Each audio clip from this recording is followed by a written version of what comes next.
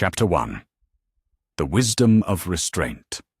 The dreams came to Durin the Sixth in the deep hours before dawn, when the great forges of Khazad-dûm burned low and the mountain's heart seemed to whisper secrets that no dwarf should hear. He stood now in the chamber of the high throne, carved from a single block of marble, so pure it seemed to glow with its own light. Around him, the greatest lords of his realm argued with the passion that only dwarves could bring to matters of stone and metal. But their king's thoughts were elsewhere, lost in the memory of visions that had haunted his sleep for 7 nights running. In those dreams, he descended, always descended, past the familiar levels of workshop and forge, beyond the deepest mithril veins his people had ever worked, down into darkness that seemed to breathe with malevolent life. And in that darkness, something stirred, something that had slumbered since the world was young, waiting for the first careless pick to break the wrong stone, the first tunnel to pierce too deep into the mountain's ancient heart. "My Lord King!" The voice of Telchar the Mine Master cut through his reverie like the ring of hammer on anvil. "Surely you see the folly of stopping now, when we stand at the threshold of the greatest discovery in our people's history." Durin the Sixth turned his attention back to the heated debate that had raged for 3 hours. On one side stood the progressives, young, ambitious miners and smiths who spoke of unlimited mithril veins just waiting to be claimed. On the other gathered the traditionalists, led by ancient Narvi the lore-keeper, whose beard had grown white in service to Durin's house. "The deep places know our names," Narvi said quietly, his voice carrying the weight of centuries. "The old songs warn us if we have ears to hear them. Deeper than greed, darker than night, beneath the roots where no light dwells." These are not empty words, young Telchar. Telchar's eyes blazed with the fire that had made him the most successful minimaster of his generation. Empty words from empty songs. We have delved deeper than any generation before us. And what have we found? Mithril beyond counting. Veins so rich they could fund 12 kingdoms. And you would have us stop because of nursery rhymes? "The king's dreams," began Narvi, but Telchar cut him off.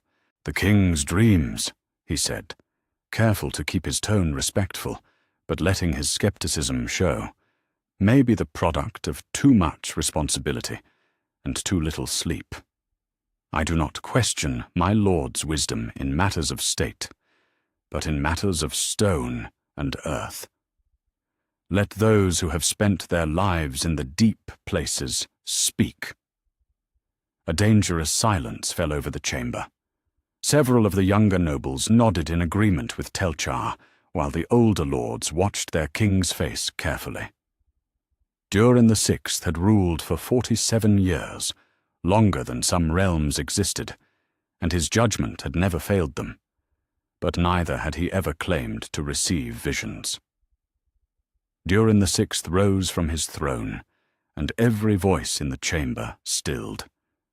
He was not a tall dwarf, but there was something about his presence that filled whatever space he occupied. Perhaps it was the weight of his lineage. He was the sixth to bear the name of their people's founding father. Perhaps it was simply the accumulated authority of nearly half a century on the throne. Or perhaps it was the way his dark eyes seemed to see truths that others missed. "Telchar," he said, his voice carrying clearly through the vast chamber. "In your 43 years, how many mistakes have cost dwarven lives?" The minimaster frowned, uncertain where this line of questioning led. "Few, my lord. Perhaps 12 miners lost to cave-ins or gas pockets in all my years of service." "And how many of those deaths," the king continued, "came from moving too quickly? From failing to test the rock ahead, from pushing forward without proper preparation?" "Most of them," Telchar admitted reluctantly. Indeed, and in matters of state, Navi, how many disasters have befallen kingdoms that acted in haste versus those that moved with caution? The old lawkeeper's eyes glinted with approval. History teaches us, my lord, that urgent action rarely produces lasting prosperity. The greatest kings are remembered not for what they seized quickly, but for what they built to endure. Durin the Sixth nodded slowly. I have ruled you for 47 years by listening to advisors, to the mountain's moods, to the lessons written in stone and blood by those who came before us. And now I must listen to dreams that come not from my own fears, but from some place deeper. He stepped down from the dais, moving among his nobles as he spoke. In my visions, I see our people mining ever deeper, driven by the promise of greater wealth. And I see the mountain's response. The rock becomes treacherous, the air grows foul, and in the deepest places. He paused, his expression growing distant. In the deepest places, something that should not be disturbed stirs to wakefulness. My lord, Telchar said carefully, with all respect, dreams are not maps. We cannot chart our course by visions that may be nothing more than... Than what? Durin the Sixth's voice carried a sharp edge. Than the wisdom that has guided the kings of my line since the elder days. You speak of Mithril as if it were the only treasure in the mountain. But I tell you this, the greatest treasure of Khazad-dûm is not what we dig from the earth, but what we preserve above it. Our people, our kingdom, our future. He returned to his throne, but did not sit. Instead, he placed his hand on the arm of the ancient seat, feeling the pulse of the mountain through the stone. I have made my decision. From this day forward, there shall be a deep ward, levels below which none may delve without the express command of the throne. The mithril we have found will be more than sufficient for generations to come. But the new veins, Telchar began, will remain in the mountain until we are certain that claiming them will not cost us more than they are worth. The king's tone brooked no argument. This is not the counsel of fear, but of wisdom. We are the children of Durin the Deathless, and like him, we think not in years but in ages. What good is wealth that costs us our kingdom? Navi stepped forward, relief clear on his weathered features. My lord speaks wisdom. The songs of the deep places exist for good reason. Better to mine carefully and slowly than to delve in haste and repent at leisure. And what of the miners already working the deep levels? Asked Lord Bane, speaking for the first time. He was younger than many present, but carried himself with the gravity that would one day make him a legend. Do we simply abandon the works already in progress? No, Durin the Sixth said. We consolidate. The existing deep workings will continue, but with greater caution and stronger supports. Any tunnel that shows signs of instability will be sealed. Any chamber that feels wrong will be avoided. And most importantly, any worker who reports strange dreams or unusual sounds from the deep places will be listened to, not dismissed. Telchar's jaw tightened, but he bowed his head. As the king commands, so it shall be done. Though I maintain that we may be letting fear rob us of fortune. Perhaps, Durin the Sixth acknowledged, but I would rather be a king who erred on the side of caution than one who gambled his people's lives for gold, however precious. He settled onto his throne with the finality of one who had wrestled with doubt and emerged victorious. The deep ward is established. Send word to all minimasters and tunneling crews. The order takes effect at the next change of the watch. As the nobles began to file out, debating in hushed tones the implications of their king's decision, Navi approached the throne. My lord has chosen wisely, he said, in a voice meant for the king's ears alone. The old warnings exist for good reason, and dreams that come to kings often carry more truth than the counsels of the ambitious. Durin VI looked at the old lawkeeper with tired eyes. I pray you are right, old friend. I pray that what I saw in those visions was merely the fevered imaginings of an overburdened mind. But if there is even a chance that some ancient evil sleeps in the deep places— He shook his head. I will not be the king who awakened it for the sake of metal, however precious. And what if the young ones are right? Na'vi asked quietly. What if there truly are riches beyond imagining just waiting to be claimed, and we abandon them out of superstition? The king was quiet for a long moment, staring at the great doors through which his nobles had departed. Then let future generations curse us for cowards, he said finally. I can bear that burden more easily than the knowledge that I led my people to disaster for the sake of wealth. In the days that followed, the deep ward was established with characteristic dwarven efficiency. The lowest workings were reinforced and stabilized, while new tunnels were surveyed and marked with warnings. The minimasters grumbled, but they obeyed. Production of mithril slowed but did not stop, and the mountain's treasures continued to flow into the forges and markets of Khazad-dûm. And in the deepest places, where the roots of the mountain touched depths that had known no light since the world's making, something that might have awakened to the sound of pickaxe and hammer instead continued its ancient slumber, undisturbed by the wisdom of a king who chose to listen to warnings that others would have ignored. The decision would echo through the ages, though none who made it could know how many lives hung in the balance of that single moment of restraint. In the years to come, when other kingdoms fell to greed and ambition, Khazad-dûm would endure, not because its people lacked courage, but because their king possessed the greatest courage of all, the strength to stop when wisdom counseled caution over gain. Thus began the age when the greatest dwarf kingdom chose preservation over profit, and in doing so preserved far more than they could ever know. Chapter 2. The Unbroken Kingdom. 50 years had passed since the establishment of the Deep Ward, and the halls of Khazad-dûm rang with a prosperity that had no equal under mountain or sky. Where once the greatest danger to the kingdom had lurked in the depths, now innovation flourished in the spaces between caution and ambition. The dwarven engineers, denied the simple solution of digging ever deeper, had turned their considerable talents to mining with unprecedented precision and artistry. Techniques that might never have been developed in an age of easy abundance now revolutionized how the mountain's treasures were claimed.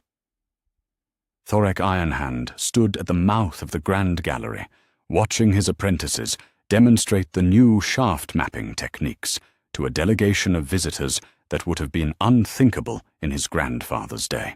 An elf lord from Lothlorien examined their crystal resonance tools with academic fascination, while beside him a merchant prince from the southern kingdoms scribbled notes about tunnel-bracing methods that could revolutionize trade route construction from the misty mountains to the Sea of Ruin. "Master Thorek," said the elf lord, his voice carrying the music that all his people possessed. "These techniques you have developed, they map the stone's weakness before ever a pick touches the rock?" Thorek nodded, his weathered hands running over the gleaming instruments with practiced ease. "Aye, Lord Erestor. When King Durin VI forbade us from mining without perfect knowledge of what lay ahead, we had to find new ways to see through stone. These crystals, properly tuned, sing back the mountain's secrets. We know now which rocks will hold and which will crumble, which veins run true and which peter out into nothing." The merchant prince looked up from his notes. "And the cost?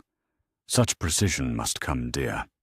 Less dear than cave-ins, Thorek replied with dwarvish pragmatism. Less dear than lost miners, ruined equipment, or sealed tunnels. We may mine more slowly than our ancestors, but we waste nothing and lose no one. In the end, we prosper more from cautious abundance than we ever did from reckless haste. It was a philosophy that had transformed more than just mining. Throughout the vast halls of Khazad-dûm, the principle of measured excellence had taken root and flourished.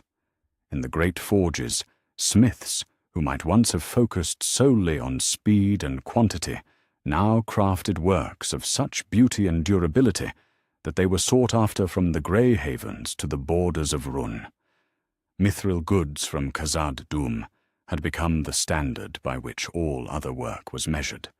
The delegation moved deeper into the mountain, passing through the Hall of Remembrance, where the kingdom's greatest treasures were displayed, not just weapons and jewelry, but scrolls and books, maps and chronicles that preserved the wisdom of ages.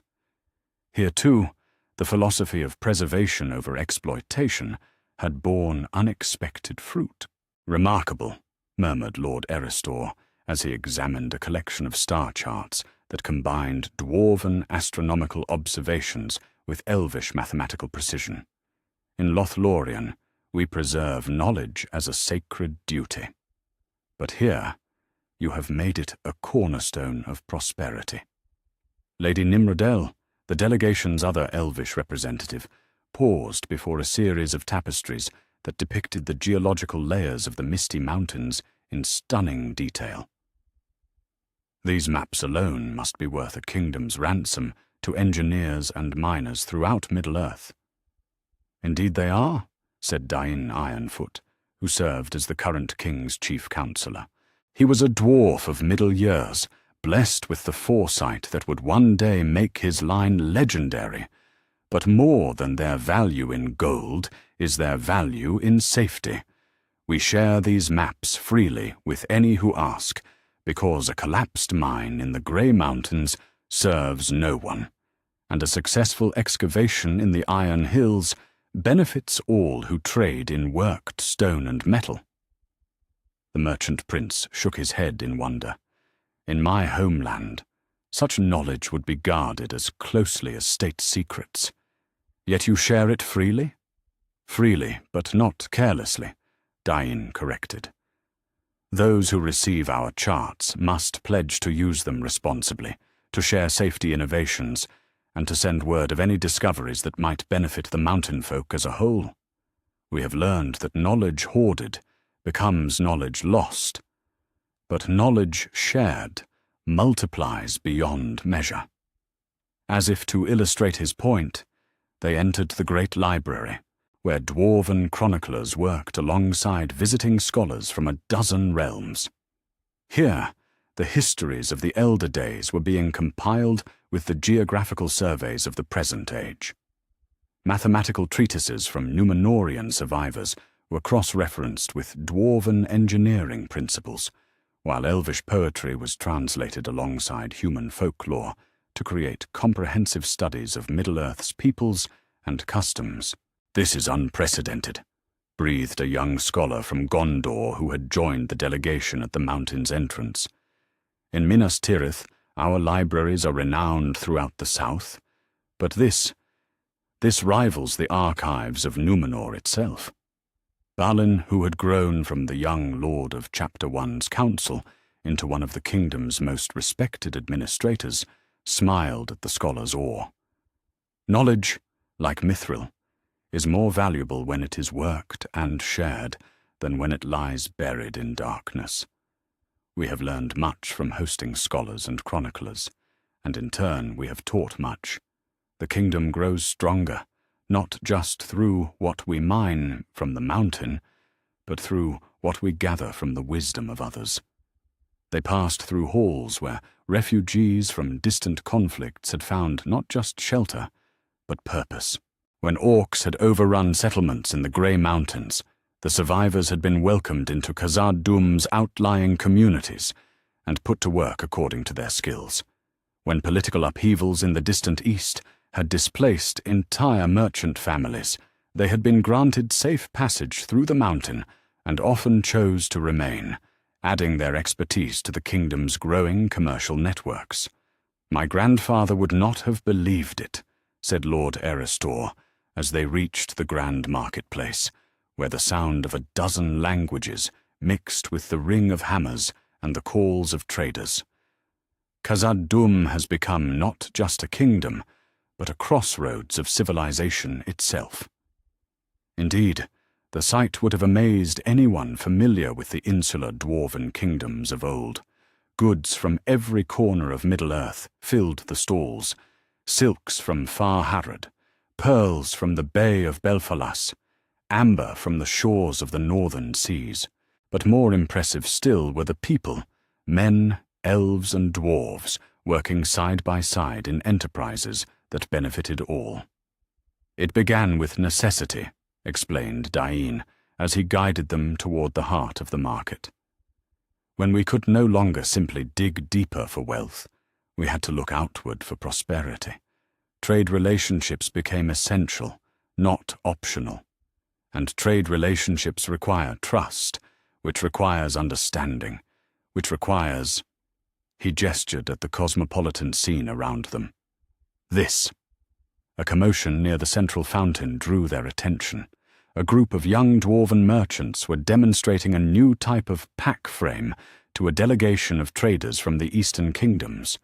The frame, constructed with mithril fittings and reinforced with techniques borrowed from elvish ropework, could carry twice the load of traditional designs while weighing significantly less. "Another innovation born of cooperation," Balin noted with satisfaction. "The original design came from our mountain folk, but the improvements came from studying how the elves of Lothlorien manage heavy loads during their seasonal migrations, and how the horse lords of Rohan distribute weight on their mounts." The merchant prince was taking notes furiously.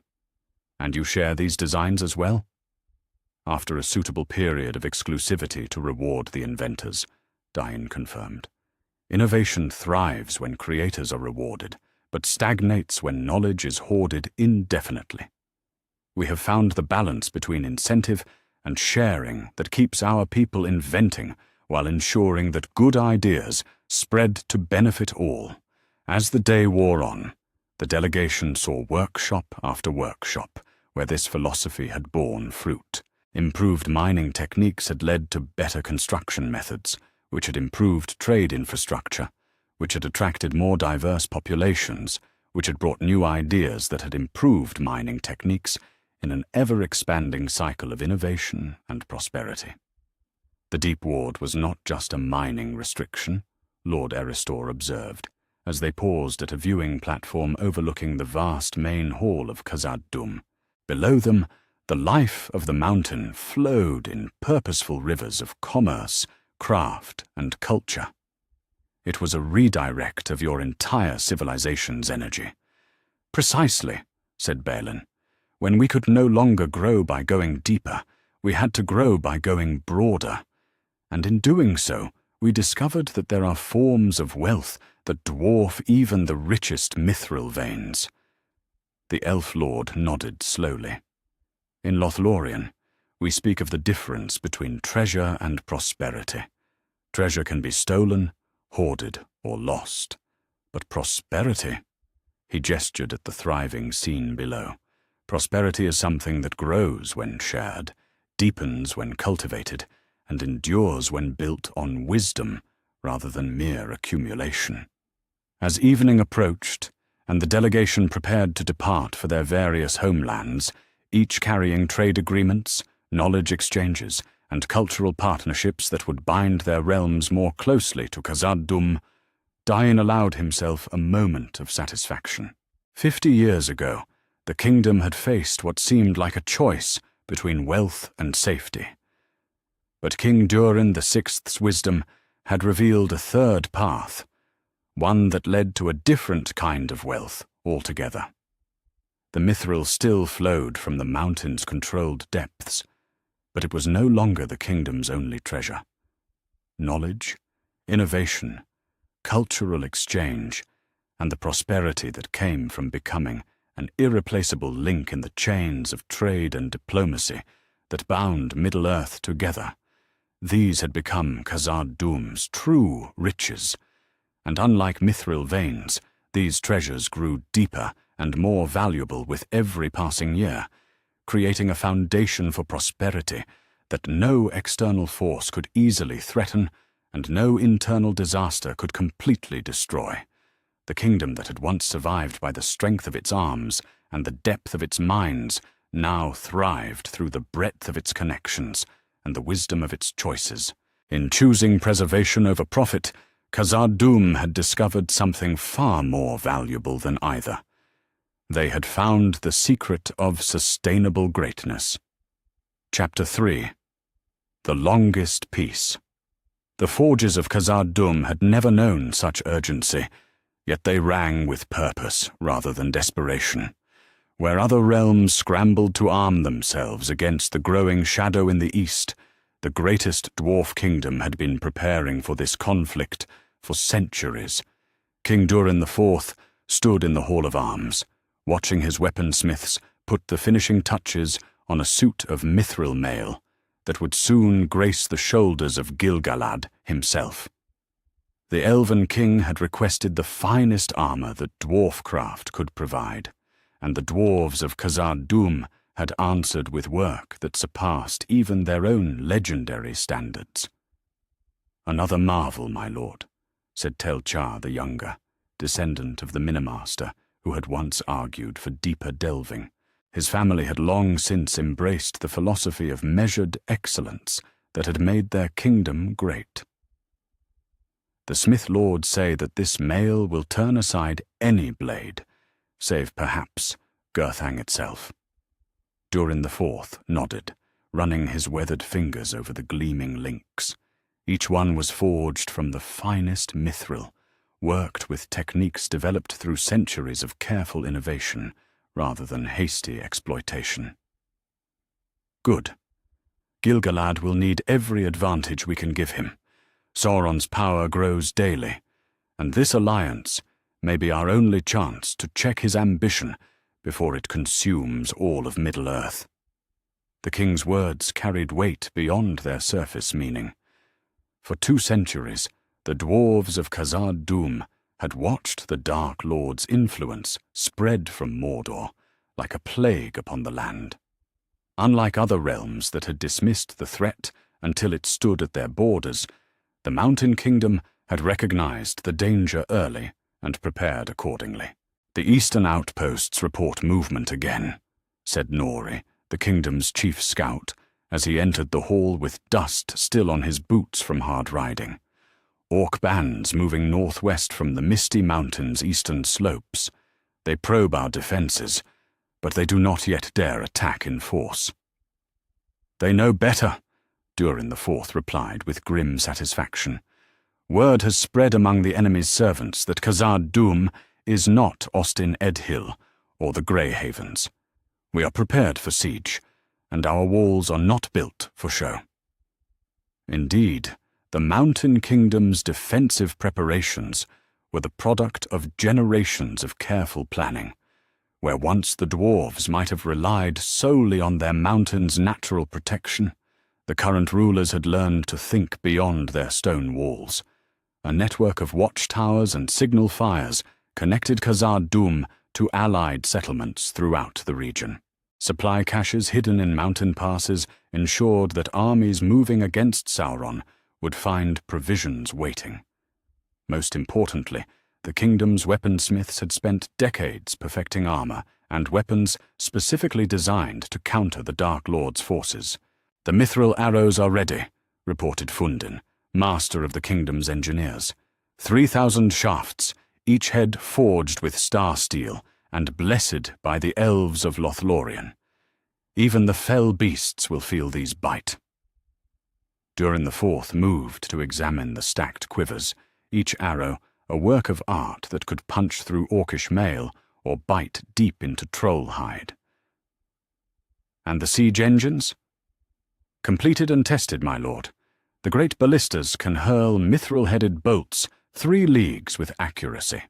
The catapults are loaded with special stones, each one carved with runes of breaking that will shatter enemy fortifications.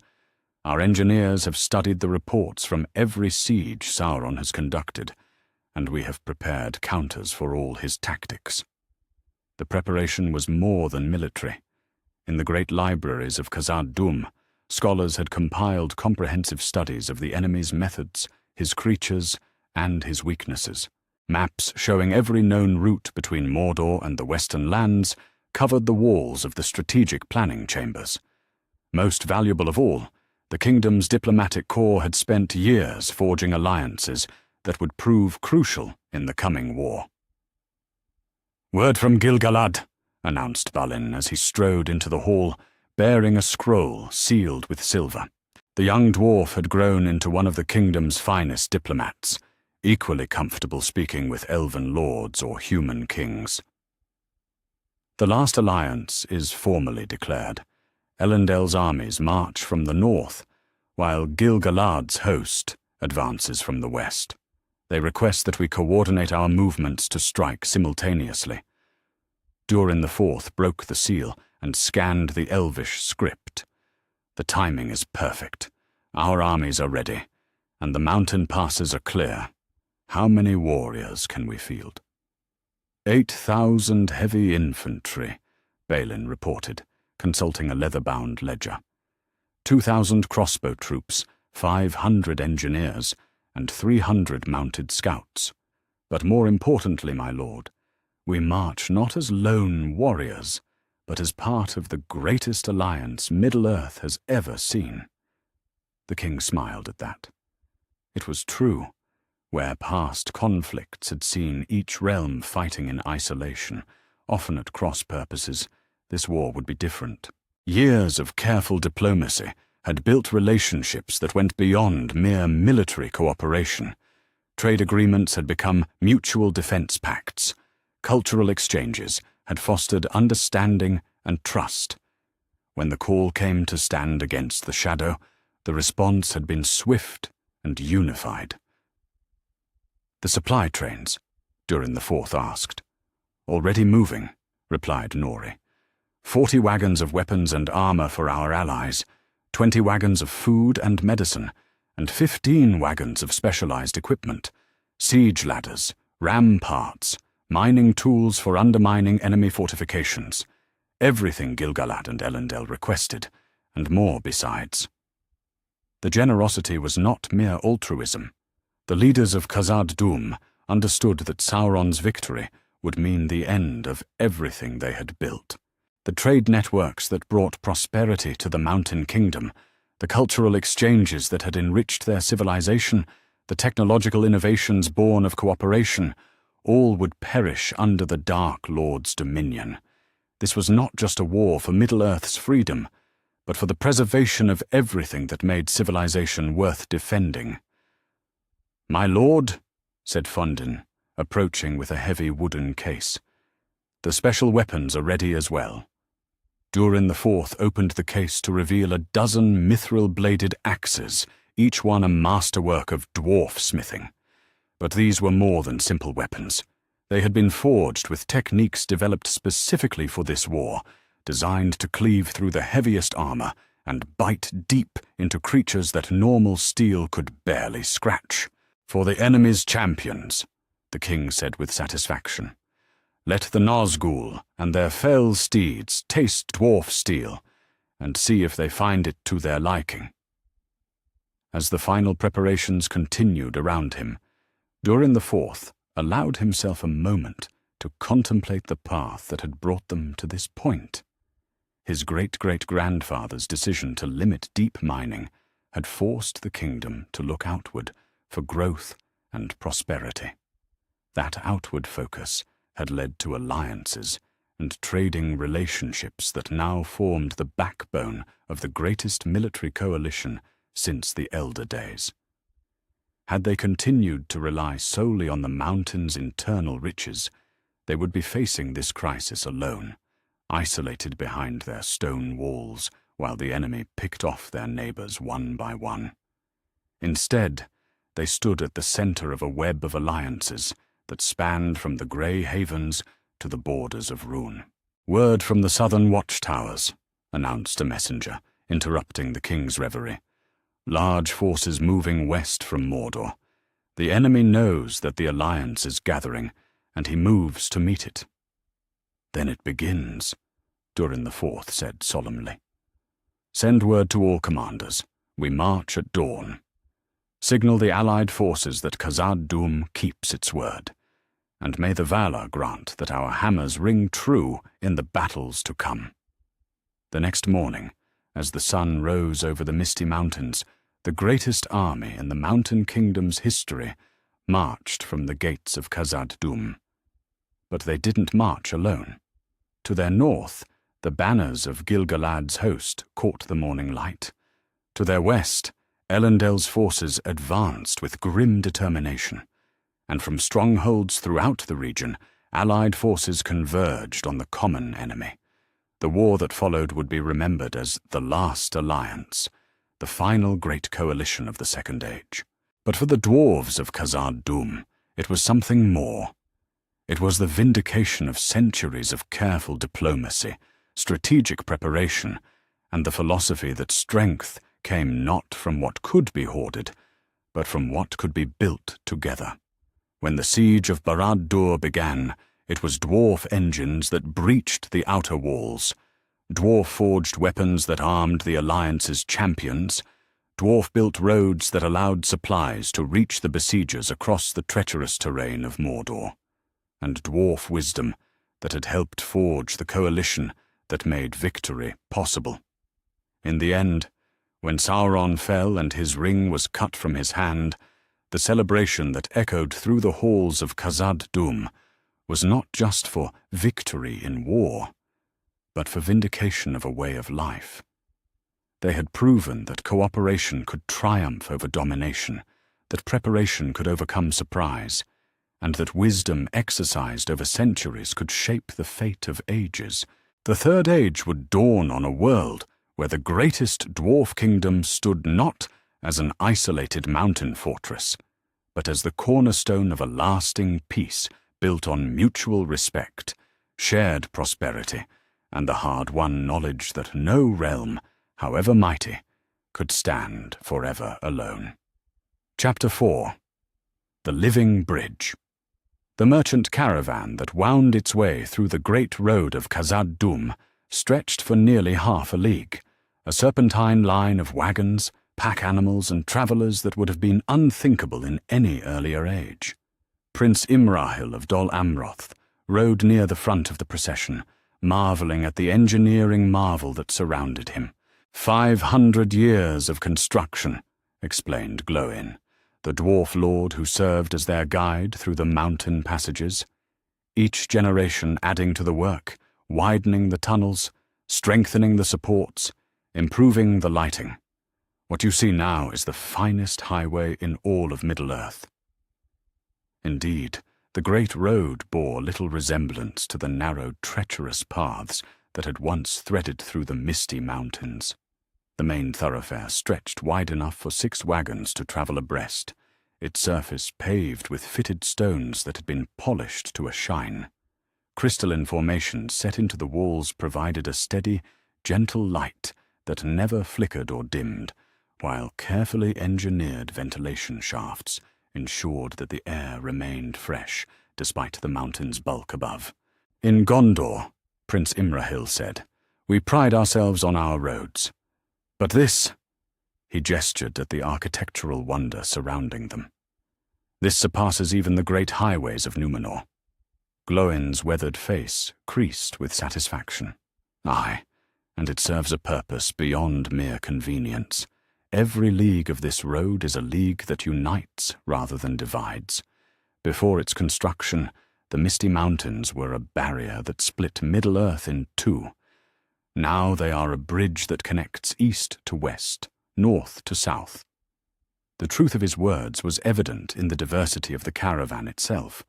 Gondorian merchants travelled alongside traders from the distant east, their wagons loaded with goods that would have taken months to transport by any other route.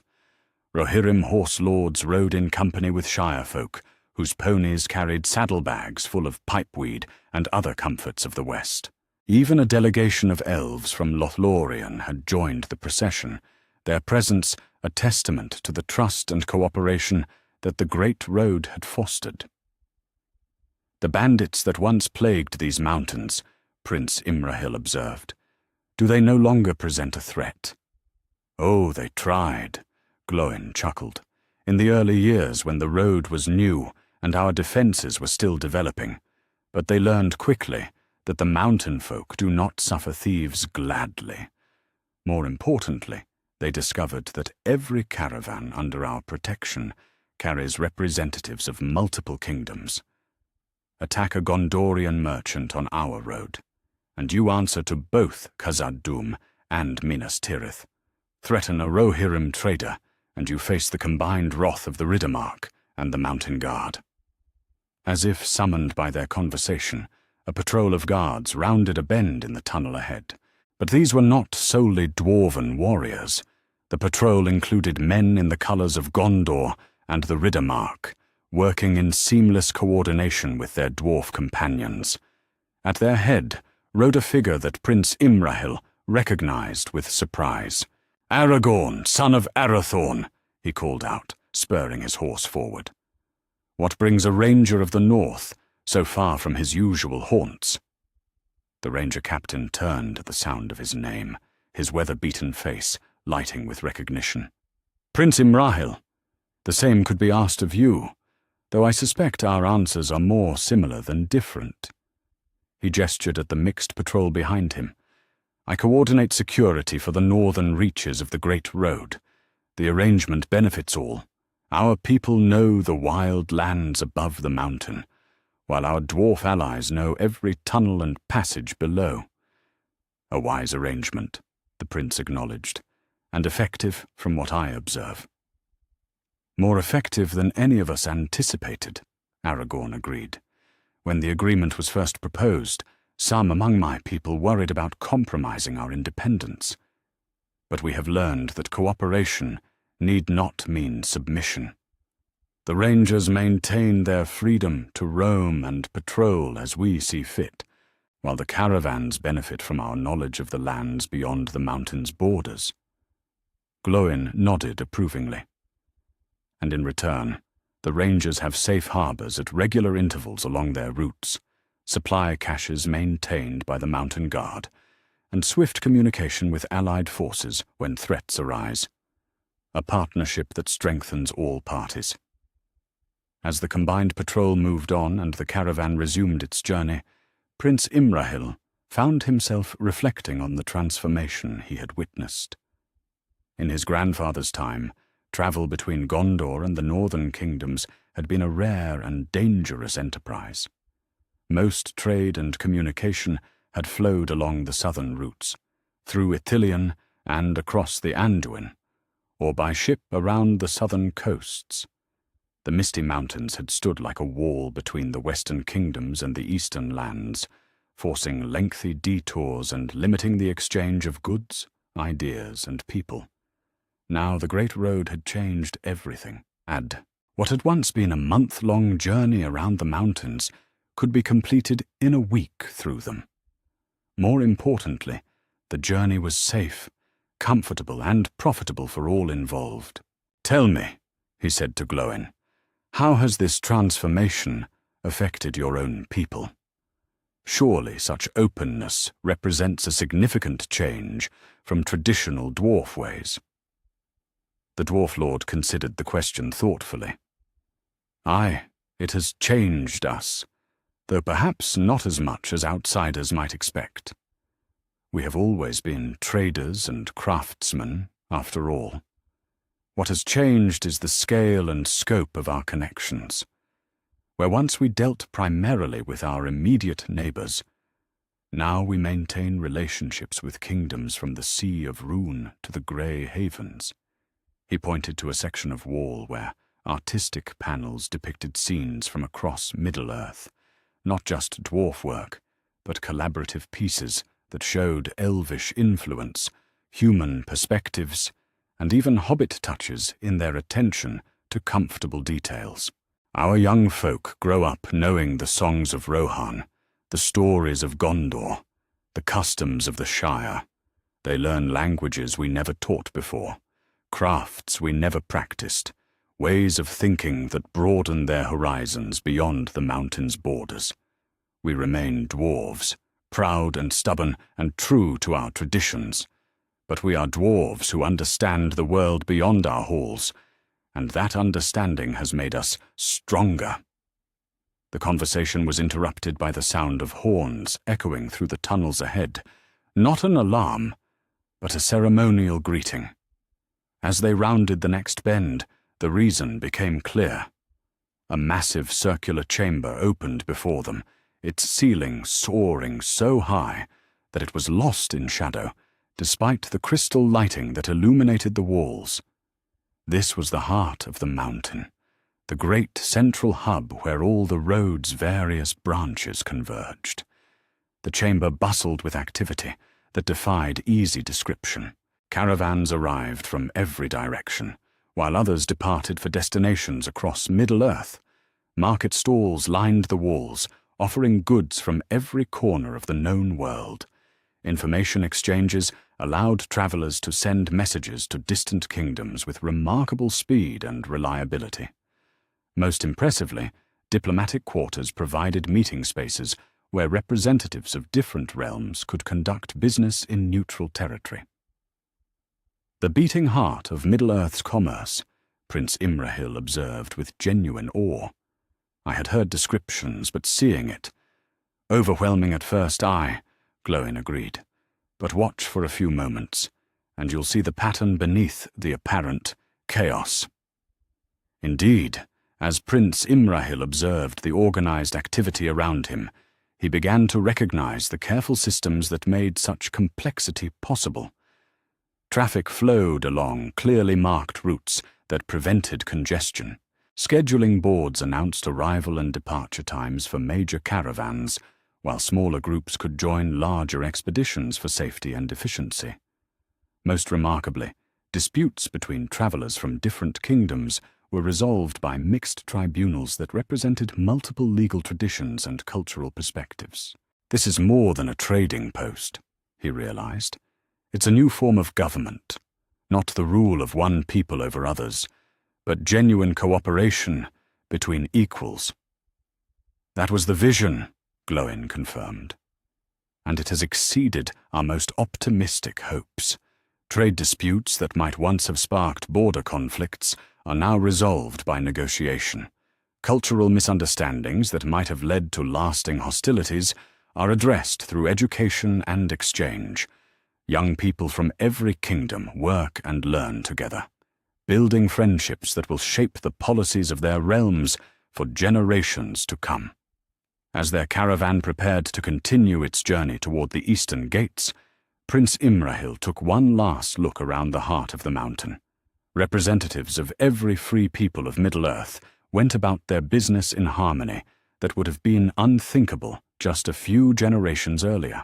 Gondorian architects consulted with dwarf engineers on projects that would benefit both kingdoms. Rohirrim horse breeders exchanged knowledge with elven lawmasters about bloodlines that traced back to Valinor itself. Even the Shire folk, traditionally the most insular of peoples, maintained a permanent trade mission that ensured the flow of their agricultural products to kingdoms that had never tasted such bounty. "The wisdom of your people continues to amaze me," he said to Glowin as they rode toward the eastern passage. To transform an ancient mountain stronghold into the crossroads of civilization itself, it speaks to vision that reaches beyond mere profit or power. "Perhaps," the dwarf lord replied, "or perhaps it simply speaks to the understanding that in a connected world, isolation is not strength, but weakness. The mountain has always been our protection, but it need not be our prison. By opening our halls to others, we have not diminished our security. We have multiplied it 100-fold. Every kingdom that benefits from the Great Road has a vested interest in our survival and prosperity. Every trader who finds profit here becomes an advocate for our continued success. Every young person who learns our ways carries our reputation to distant lands. As they emerged into the eastern sunlight, leaving the wonder of Khazad-dûm behind, Prince Imrahil carried with him more than the trade goods that filled his wagons. He carried a new understanding of what cooperation could achieve, and a vision of Middle-earth united not by conquest, but by mutual benefit and shared prosperity. The great road had indeed transformed the Misty Mountains from a barrier into a bridge. But more than that, it had transformed the very nature of relationships between the free peoples, creating a model of cooperation that would endure for ages to come. In a world where darkness still threatened from the east, the light that shone from Khazad-dûm offered hope that unity could triumph over division, and that wisdom, carefully applied over time, could reshape the very foundations of civilization itself. Chapter 5. Balin's Triumph. The horns of Khazad-dûm rang with a joy that had not echoed through those halls for over 1,000 years. Not since the days of the last alliance had the mountain kingdom welcomed the return of so many of its scattered children. Balin, son of Fundin, stood in the chamber of Mazarbul, not as he had expected, reading grim accounts of disaster carved in desperate runes, but listening to the songs of celebration that filled the air with harmonies he had thought lost forever. The chamber itself bore no resemblance to the tomb he had been prepared to find. Instead, it served as a hall of records, its walls lined with chronicles of prosperity and achievement that spanned the centuries since his people's exile. "My lord Balin," said King Durin VII, descendant of the wise king who had established the Deep Ward.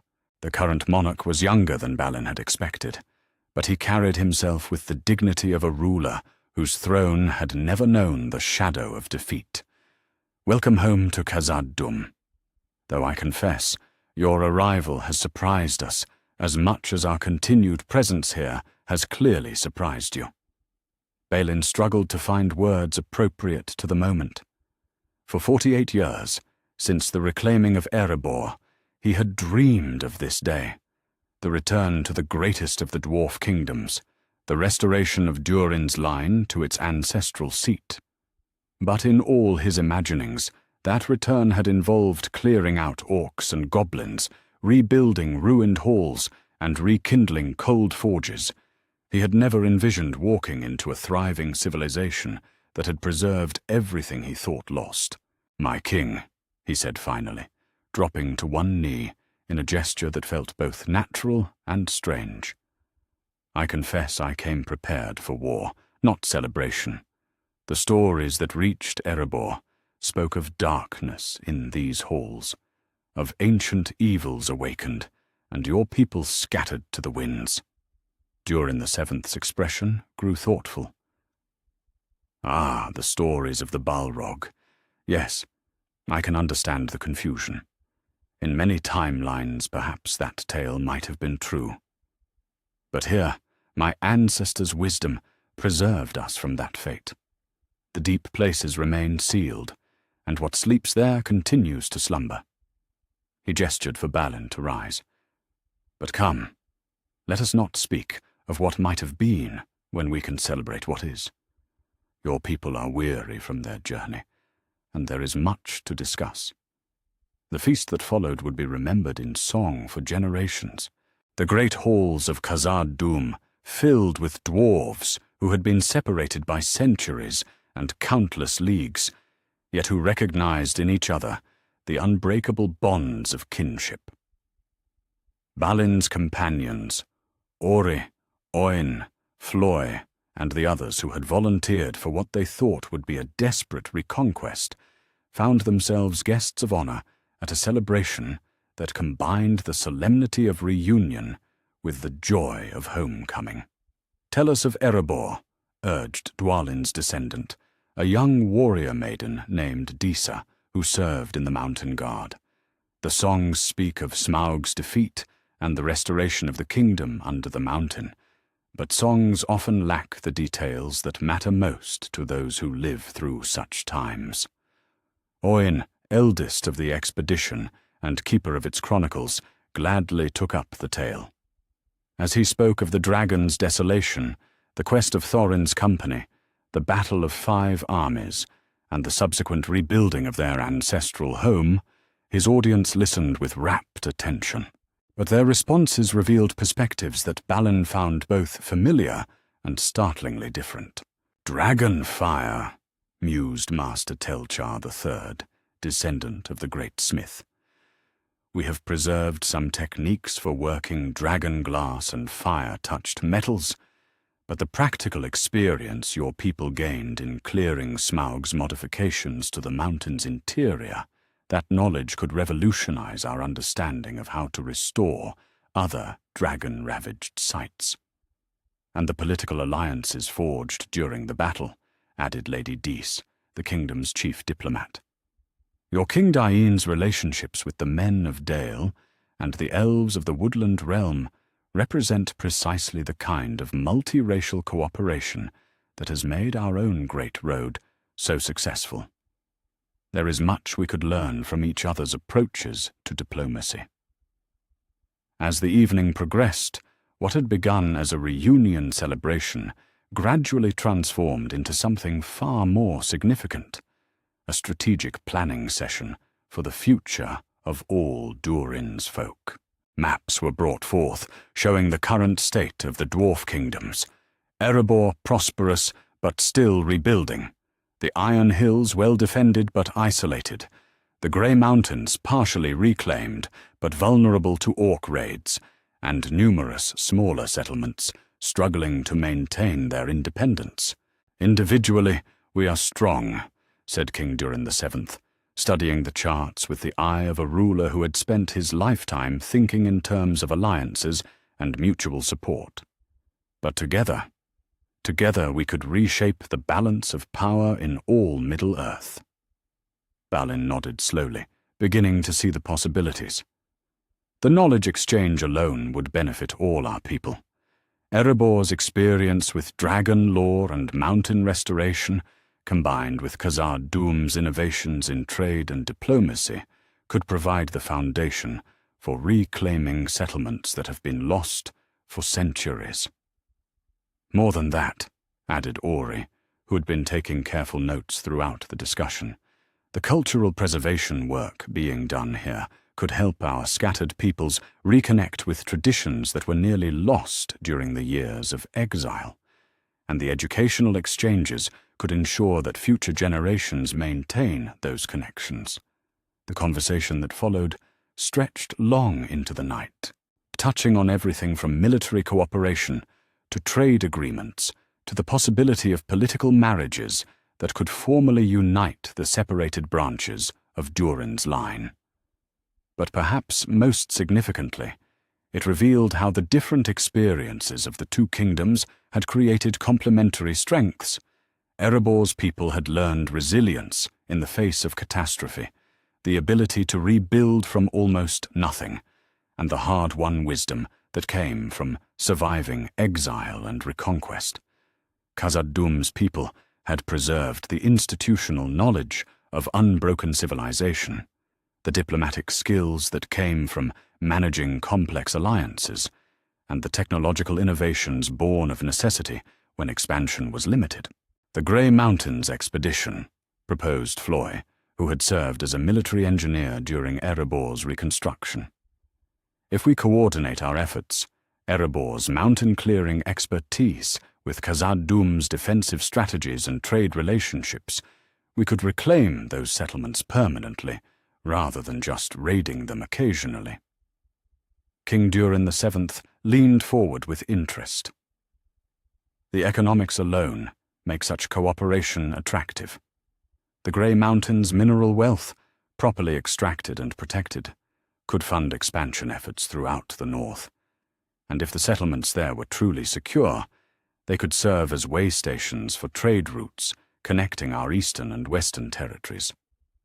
"Political marriages," suggested Lady Dice tactfully, could formalize such alliances while strengthening the bloodlines of both kingdoms. The royal houses of Erebor and Khazad-dûm have been separated too long. Reuniting them would symbolize the reunification of all Durin's folk. The suggestion was met with thoughtful nods rather than the resistance such proposals often encountered. The evening's discussions had made clear that both kingdoms had much to gain from closer ties, and the personal connections being forged between individuals from both groups suggested that such formal bonds would have strong grassroots support. As dawn approached and the formal discussions wound down, Balin found himself walking the morning watch with King Durin VII through halls that felt both deeply familiar and wonderfully strange. The architectural bones of the mountain were exactly as he remembered from the stories of his youth, but they had been adorned with innovations and improvements that spoke of centuries of continuous occupation and development. "I came here expecting to find ruins," he confessed, as they paused at a viewing platform overlooking the great central marketplace, already bustling with early morning activity. "Instead, I find the fulfillment of everything our people ever hoped to achieve. How do I report this to King Dain? How do I explain that what we thought was a desperate rescue mission was actually a homecoming celebration?" King Durin VII smiled, the expression transforming his weathered features. "You tell him the truth, that Durin's folk are stronger when they stand together, and that the wisdom of our ancestors provides more protection than the depth of any mine. And you tell him that Khazad-dûm extends its hand in friendship and alliance, not as supplicants seeking aid, but as kinfolk offering partnership." The negotiations that followed over the next several weeks would establish formal treaties that bound Erebor and Khazad-dûm in mutual defense pacts, trade agreements, and cultural exchange programs. Joint military expeditions would indeed reclaim the Grey Mountains, while diplomatic missions would extend both kingdoms' influence throughout the north and east. Most significantly, the marriage of Durin VII's eldest daughter to Dain II's nephew would create a formal bond between the royal houses that had been separated for nearly 1,000 years. But perhaps the most important outcome of Balin's expedition was the restoration of hope among all the scattered children of Durin. Word spread quickly throughout Middle-earth that the greatest of the dwarf kingdoms not only survived, but thrived, and that reunion and cooperation were possible even after centuries of separation. When Balin finally departed Khazad-dûm to return to Erebor, not as the leader of a desperate expedition, but as an ambassador carrying treaties that would reshape the political landscape of northern Middle-earth, he carried with him more than just formal agreements. He carried proof that wisdom could triumph over greed, that cooperation could overcome isolation, and that the choices of one generation could preserve opportunities for all the generations that followed. The mountain kingdom that had saved itself through prudent restraint had become the foundation for the reunification of an entire people, and in doing so, it had created possibilities for the future that no single realm, however mighty, could have achieved alone. Chapter 6. The company's different path, Gandalf the Grey, stood at the crossroads east of the Shire, studying the two paths that lay before Thorin's company, with the careful attention of one who understood that choices made in haste often led to regret at leisure. To the north, the high pass beckoned, treacherous, unpredictable, but well known to those who had travelled it before. To the south, the great road stretched toward the gates of Khazad-dûm, a route that promised safety, but required trust in the hospitality of the dwarf lords. "I still say we should take the familiar path," grumbled Dwalin, adjusting his grip on his twin axes. The High Pass has served our people for generations. Why change now? Thorin Oakenshield, heir to the throne of Erebor, looked torn between the conservative counsel of his kinsman and the wizard's obviously preferred alternative. Gandalf, you speak of Khazad-dûm as if it were still the kingdom of our forefathers' tales. But the news that reaches the Blue Mountains tells of darkness in those halls, of ancient evils awakened. The wizard's eyes twinkled with amusement that bordered on mischief. My dear Thorin, when did you last receive reliable news from Khazad-dûm? And from whom? I have it on excellent authority that the reports of the Mountain Kingdom's demise have been greatly exaggerated. Bilbo Baggins, who had been quietly observing the debate while trying not to think too hard about the magnitude of the adventure he had somehow agreed to join, found himself speaking before he quite realized it. Forgive me, but wouldn't the safer route be preferable? I mean, if there's even a chance of avoiding goblins and worse things. Exactly my point, Master Baggins, Gandalf said with approval. The High Pass is riddled with dangers that could cost us far more than time. Stone giants, goblin tunnels, cave trolls, and worse. The Great Road, by contrast, offers not just safety, but opportunity. Opportunity? Thorin's interest was clearly piqued despite his reservations. Consider this, the wizard continued, settling into the tone he used when he had particularly important points to make. If, and I say if, we are welcomed in Khazad-dûm as kinfolk rather than strangers, what might that mean for your quest? Food, rest, and resupply, certainly, but perhaps also counsel, equipment, and even military support. The suggestion hung in the air like smoke from Gandalf's pipe. The dwarves of the company exchanged glances that spoke volumes about hopes they had barely dared to voice. Facing Smaug with 13 companions and a burglar was audacious to the point of foolishness. Facing the dragon with the backing of the greatest dwarf kingdom in Middle-earth, that changed everything.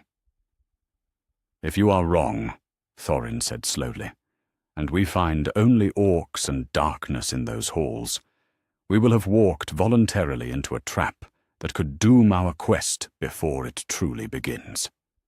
If I am wrong, Gandalf replied with uncharacteristic seriousness, I will personally lead you out again, by whatever means necessary. But I do not believe I am wrong. Trust me in this, as you have trusted me in the greater matter of reclaiming your kingdom. 3 days later, the company stood before the great gates of Khazad-dûm, their breath misting in the mountain air as they gazed upon stonework that defied both time and the dark rumors that had reached the outer world. The gates stood open, as they had for centuries, welcoming travelers and traders from across Middle-earth. No orc armies poured forth to overwhelm them. No shadow of ancient evil darkened the entrance. Instead, dwarf guards in gleaming mail approached with expressions of curiosity and welcome. Thorin, son of Thrain, called the gate captain, a warrior whose bearing spoke of competence and confidence rather than desperate last stands against overwhelming darkness. We have been expecting you. Expecting us? Thorin's surprise was evident. How could you have known of our coming? Gandalf the Grey sent word ahead, the captain replied with a slight smile. Though I confess, the message raised questions that we hope you will be willing to answer in more comfortable surroundings. King Durin VI awaits your pleasure in the Hall of Feasts. The journey through the mountain's interior left even the dwarves of the company speechless with wonder. Where they had expected to find ruined halls and orc lairs, they discovered a civilization at its peak. The Great Road bustled with traffic from across Middle-earth, while the workshops and forges rang with industry that surpassed anything in the outer world. Most remarkably, the kingdom clearly prospered, not just through isolation and self-sufficiency, but through active cooperation with other peoples. "This is not what I expected," admitted Balin, as they passed a section where dwarf engineers worked alongside elven craftsmen on some complex project involving crystalline formations and metalwork. "The songs that reach us in the west speak of Khazad-dûm as a fortress kingdom, stern and unyielding." "The songs are not wrong," replied their guide, a young dwarf lord named Ori, who served in the diplomatic corps. "But they are incomplete. We are stern when sternness is required, unyielding when principles are at stake. But we have learned that cooperation brings strength that isolation cannot match." The feast that welcomed Thorin's company was a marvel in itself, not just for the abundance of food and drink, but for the diversity of those who shared the great table. Dwarf lords sat beside elven ambassadors, while human merchants traded stories with shire folk traders. The sense of cosmopolitan prosperity was unlike anything the exiled dwarves had experienced. "Tell us of your quest," King Durin VI requested after the initial formalities had been observed. Gandalf's message spoke of a dragon to be faced and a kingdom to be reclaimed. "These are worthy goals, but surely not ones to be undertaken by 13 dwarves alone, however brave." Thorin told the tale of Smaug's desolation, the destruction of Dale, and the long years of exile that had reduced the line of Durin to scattered refugees in the Blue Mountains. As he spoke, Bilbo noticed the expressions around the table, shifting from polite interest to genuine concern, and, eventually, to something that looked very much like determination. "Smaug the Terrible," mused the king when Thorin's account was complete. "We have records of that worm's depredations, and they make for grim reading. But dragons, terrible as they are not invincible. They have been faced and defeated before." "With armies and alliances that we do not possess," Thorin replied, though his tone carried more hope than despair. "We go to Erebor because it is our duty and our right, not because we expect victory." "Perhaps that expectation can be revised," said Lord Dyne, the king's chief military advisor. "The question is not whether Smaug can be defeated, but how best to accomplish that defeat.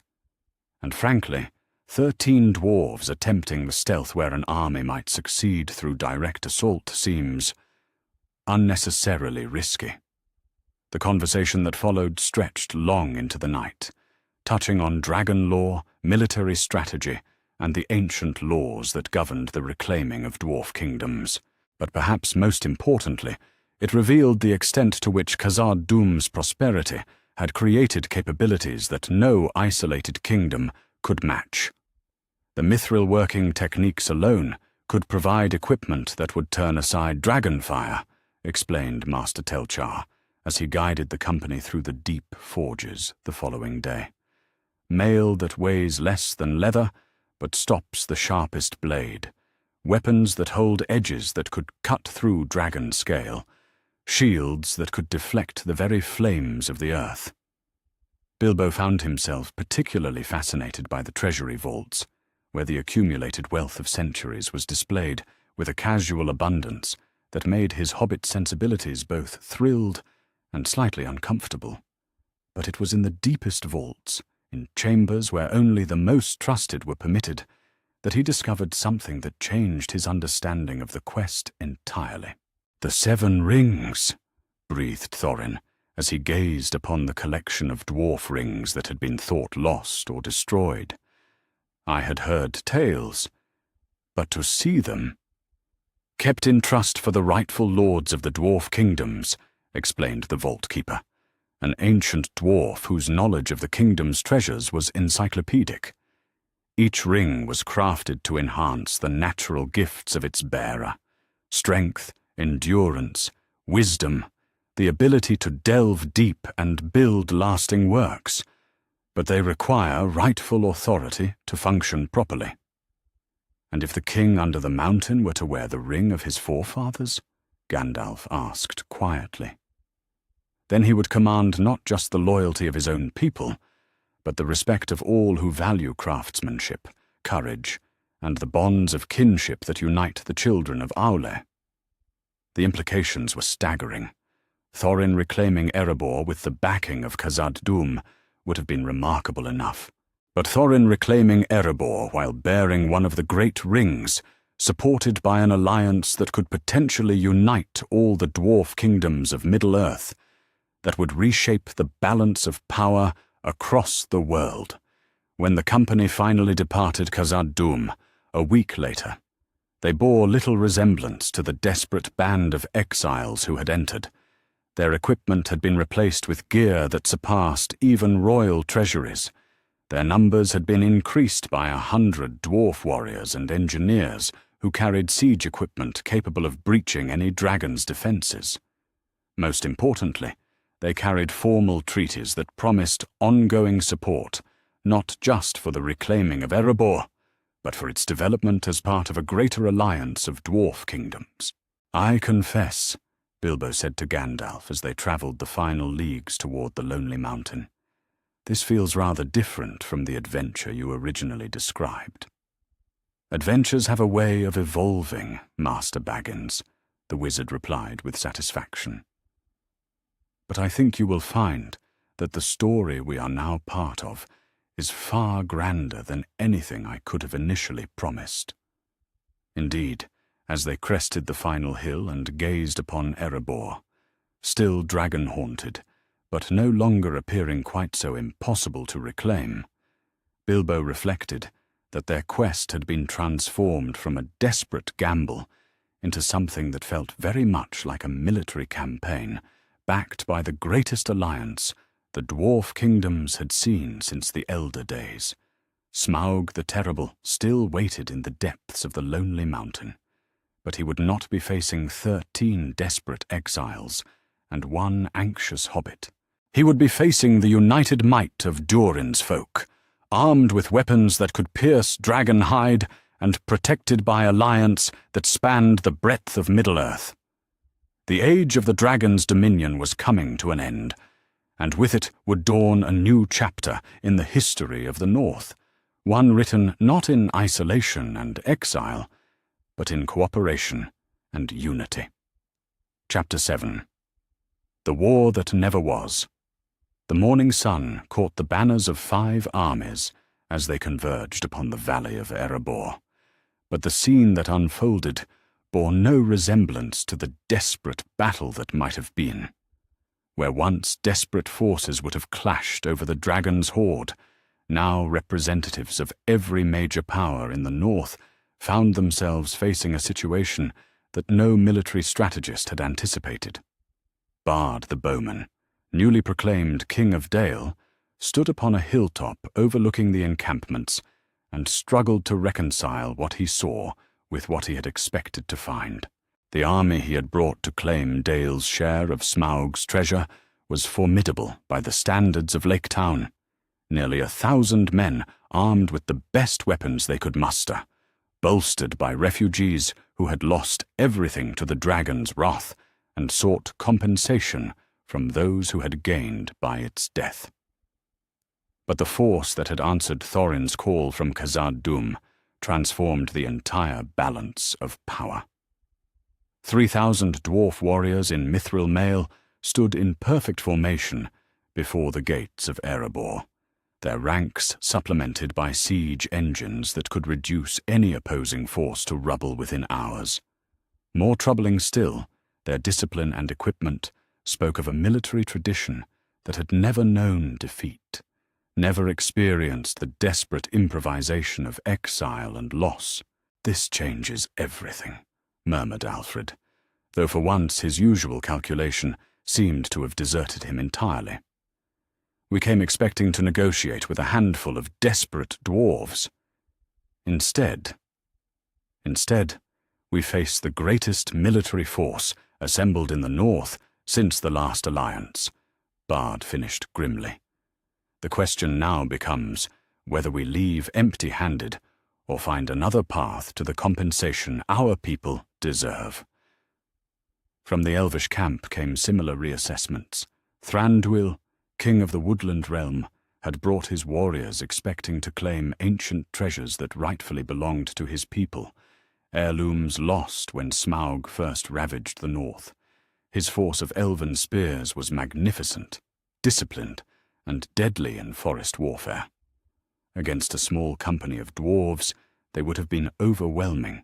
Against the combined might of Erebor and Khazad-dûm, supported by alliance treaties that stretched across Middle-earth, they represented barely a third of their opponent's strength. Worse, the political implications of attacking such a force would create enemies far beyond what any single kingdom could handle. "My lord," urged Gallion, the king's counselor, "perhaps wisdom lies in discovering what these mountain folk intend before we commit to any irreversible actions. They have not offered battle, despite their overwhelming advantage." Thranduil's expression remained impassive, but his nod acknowledged the truth of the observation.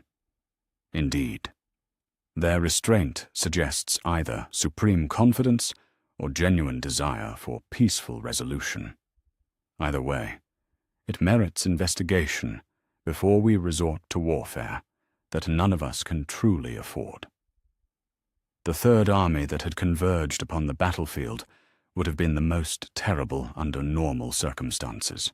Bolg's horde of goblins and wargs had descended from the north in numbers that darkened the hillsides, driven by rage at the death of the Goblin King and the promise of rich plunder from whoever emerged victorious from the conflict below. But even Bolg, whose tactical thinking rarely extended beyond overwhelming his enemies through sheer numbers, could recognize when a situation had moved beyond his ability to control.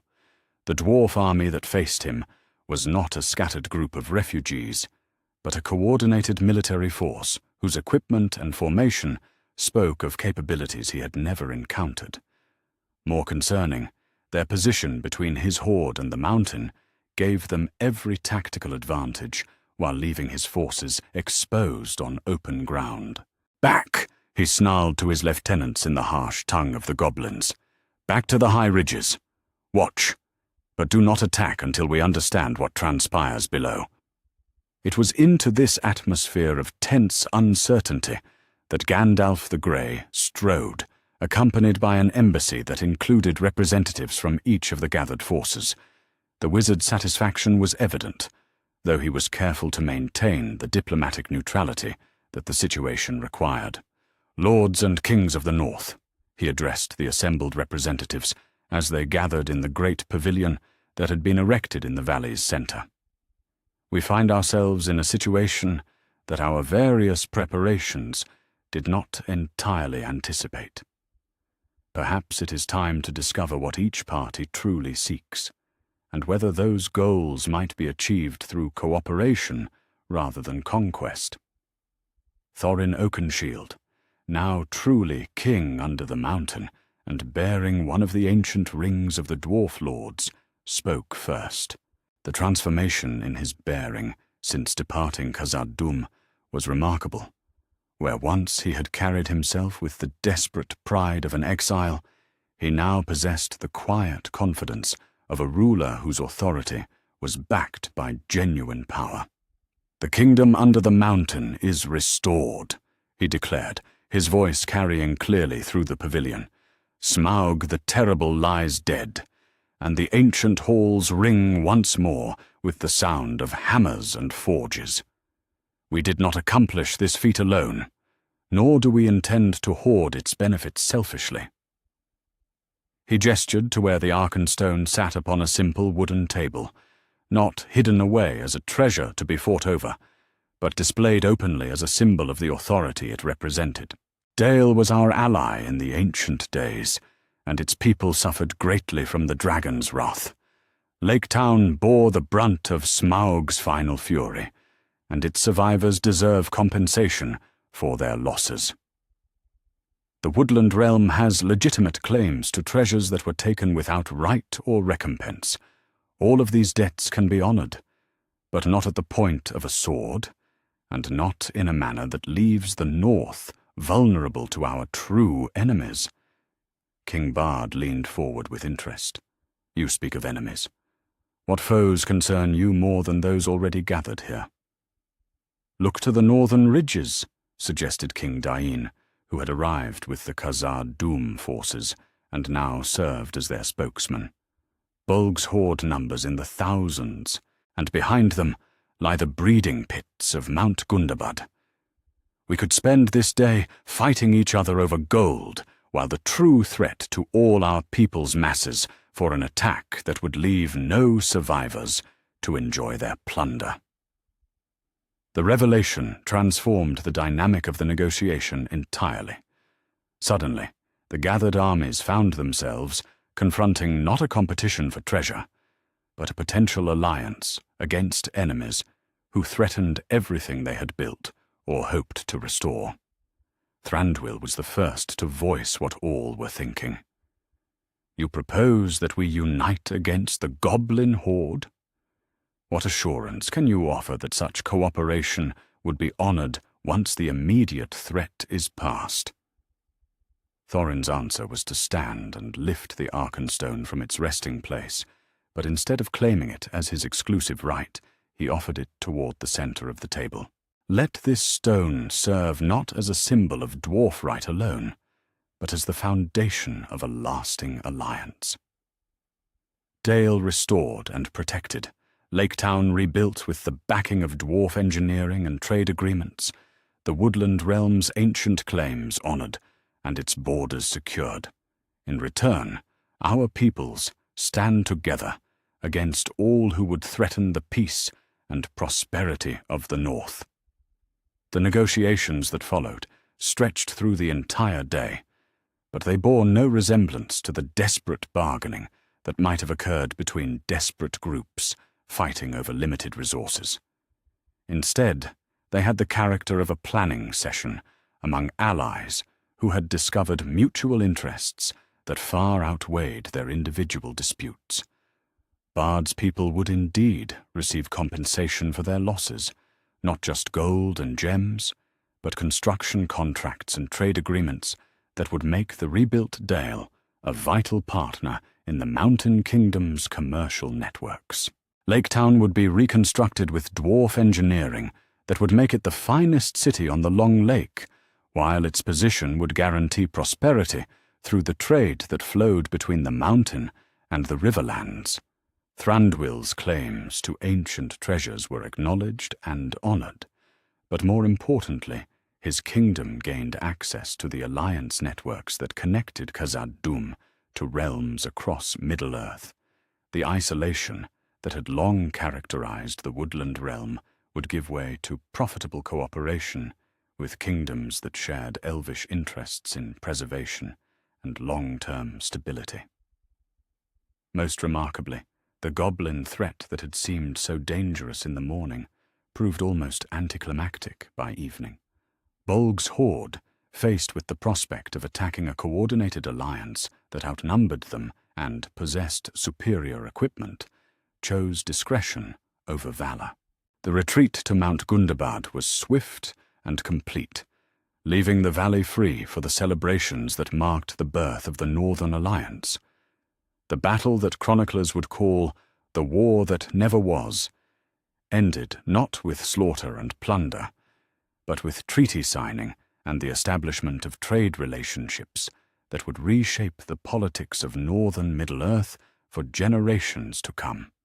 Bilbo Baggins, who had expected to witness a desperate fight for survival, instead found himself attending diplomatic receptions where former enemies toasted each other's health and discussed joint infrastructure projects. The contrast with the adventure he had anticipated was so complete that he struggled to believe it was the same quest. "Rather different from the songs and stories, isn't it?" Gandalf observed as they stood together, watching the celebration that filled the valley with light and music. "Different, yes," Bilbo agreed. "But I confess I find I prefer this version, though I suspect it will make for rather less exciting tales around the Shire's fireplaces." "Perhaps," the wizard chuckled, but it will make for considerably more prosperous and peaceful lives for all the peoples involved. And in the end, Master Baggins, is that not the point of all our adventures? As the evening progressed, and the various armies began to disperse, not in defeat or stalemate, but in the confidence that came from successful negotiation, it became clear that the events at Erebor had established something unprecedented in Middle-earth's history. For the first time since the Elder Days, the free peoples of the North had chosen cooperation over competition, shared prosperity over individual advantage. The Arkenstone, rather than becoming a source of division and conflict, had been transformed into the symbol of an alliance that promised to bring security and abundance to every kingdom involved. The dragon's hoard, instead of fueling greed and war, had become the foundation for trade relationships and mutual defense agreements that would benefit countless future generations. The war that never was had instead become the peace that would endure for ages yet to come.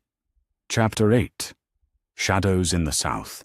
The dark tower of Barad-dûr cast its shadow across the plateau of Gorgoroth, but within its iron chambers, the Shadow's master brooded over maps that revealed a Middle-earth transformed beyond his darkest calculations.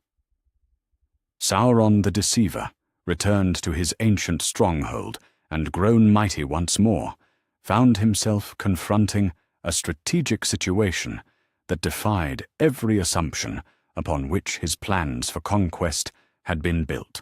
"The North is lost to us," hissed the mouth of Sauron, his black-armored form prostrate before the great throne where the Dark Lord's presence burned like a furnace of malice.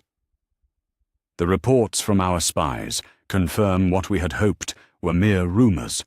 The dwarf kingdoms have not merely survived.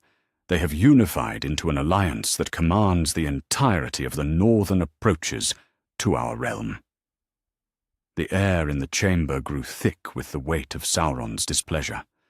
For centuries, his strategic thinking had been built upon certain fundamental assumptions: that the free peoples would remain divided against each other, that the dwarf kingdoms would stay isolated in their mountain fastnesses, that any assault upon Gondor could proceed without worrying about interference from the north. All of these assumptions had proved catastrophically wrong. "Show me," the Dark Lord commanded, his voice carrying the authority of one who had commanded armies when the world was young. The maps that were spread before him told a story of transformation that would have been impossible to imagine when he first began rebuilding his power in Mordor. Where once the Misty Mountains had served as an effective barrier between east and west, now they housed a highway system that unified rather than divided. Where once the dwarf kingdoms had been scattered and often hostile to each other, now they presented a consolidated front that commanded respect from every power in Middle-earth. Most troubling of all, where once the traditional invasion routes into Eriador had been defended only by the scattered forces of individual kingdoms, now they were protected by an integrated alliance that could concentrate overwhelming force at any threatened point within a matter of days.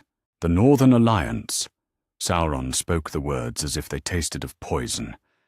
"How did this come to pass without our knowledge?" "The blame lies partly with our focus on other matters, my lord," the mouth replied carefully. "Our attention has been fixed upon Gondor and Rohan, upon the growing power of the White Council, upon the movements of Gandalf the Grey. We assumed the North would remain as divided and weak as it had been for centuries." "Assumptions," the Dark Lord said with deadly quiet, "are the luxury of those who can afford to be wrong. We cannot. The question now becomes how to adapt our strategy to account for this development." The war council that followed would reshape the Shadow's approach to the coming conflict entirely. Where once Sauron had planned to strike swiftly at Gondor while his enemies remained divided, Now he faced the prospect of fighting a coordinated alliance that could threaten his realm from multiple directions simultaneously. "The traditional approaches are blocked," reported the Witch King of Angmar, his voice echoing from beneath the hood that concealed features no mortal could look upon and live. "The Gap of Rohan remains vulnerable, but any force attempting to use it would find itself caught between the riders of the Mark and the combined armies of the Northern Alliance. The passes through the Misty Mountains are completely under dwarf control, while the High Pass has been fortified beyond any hope of forcing." "Then we must find other means," Sauron declared. "If we cannot break their alliance through direct assault, we must break it through other methods. Corruption, division, betrayal. These have ever been our most effective weapons against the Free Peoples." It was then that the Dark Lord's gaze turned toward Isengard, where Saruman the White maintained his tower and his pretense of opposition to the Shadow. The head of the White Council had already begun his secret communications with Mordor, though he believed himself to be the deceiver rather than the deceived. His position and authority made him the perfect instrument for sowing discord among the very alliances that threatened Sauron's plans. "Saruman grows ever more amenable to our suggestions," the Mouth observed with satisfaction. His resentment at Gandalf's influence over the White Council, his envy of the power wielded by others, his conviction that he alone possesses the wisdom to guide Middle-earth's future, all of these make him malleable to our purposes. Good. He is to focus his efforts on poisoning the relationships between the dwarf kingdoms and their human allies. The Northern Alliance's strength lies in cooperation between peoples who have historically mistrusted each other. If that cooperation can be undermined, Sauron's satisfaction was palpable in the chamber's oppressive atmosphere. The orders that went forth from Barad-dûr over the following months were subtle, calculated, and aimed at exploiting every potential weakness in the alliance that threatened the Dark Lord's dominion. Saruman received instructions disguised as his own brilliant insights, suggestions for how to convince the kings of men that the dwarves were growing too powerful, how to persuade the dwarf lords that their human allies sought only to exploit their wealth and strength. Rumors were planted in the courts of kings, whispers that questioned motives and loyalties. Trade disputes were artificially magnified into diplomatic crises. Ancient grievances between peoples were carefully nurtured and fed until they began to outweigh the practical benefits of cooperation. But perhaps most importantly, Sauron turned his attention to the Palantir network. Those ancient seeing stones that had once been tools of communication between the realms of Númenor and now lay scattered across Middle-earth, most in the hands of those who didn't fully understand their dangers. The Stone of Orthanc remained under Saruman's control, while the Palantir of Minas Tirith rested in the hands of Denethor, steward of Gondor. Through careful manipulation of what these stones revealed to their users, the Dark Lord began to weave a web of mistrust and paranoia that threatened to unravel everything the Northern Alliance had built. Denethor, proud and strong-willed, but increasingly isolated by the burden of his stewardship, found himself seeing visions through the Palantir that emphasized the growing power of the dwarf kingdoms at Gondor's expense. Night after night, the stone showed him images of mithril wealth flowing northward, of trade agreements that seemed to favor Khazad-dûm over Minas Tirith, of military preparations that might be aimed as easily at Gondor as at Mordor. "My Lord Steward," urged his counselors as they watched their ruler grow ever more suspicious and withdrawn, "perhaps the reports from our northern allies merit less intense scrutiny. The stone may show truth, but truth without context can mislead as surely as any lie." But Denethor's pride would not allow him to admit that his judgment might be clouded, and his isolation made him increasingly resistant to counsel that challenged what the Palantir revealed. The visions that Sauron carefully crafted grew ever more convincing, ever more calculated to drive wedges between Gondor and its potential allies.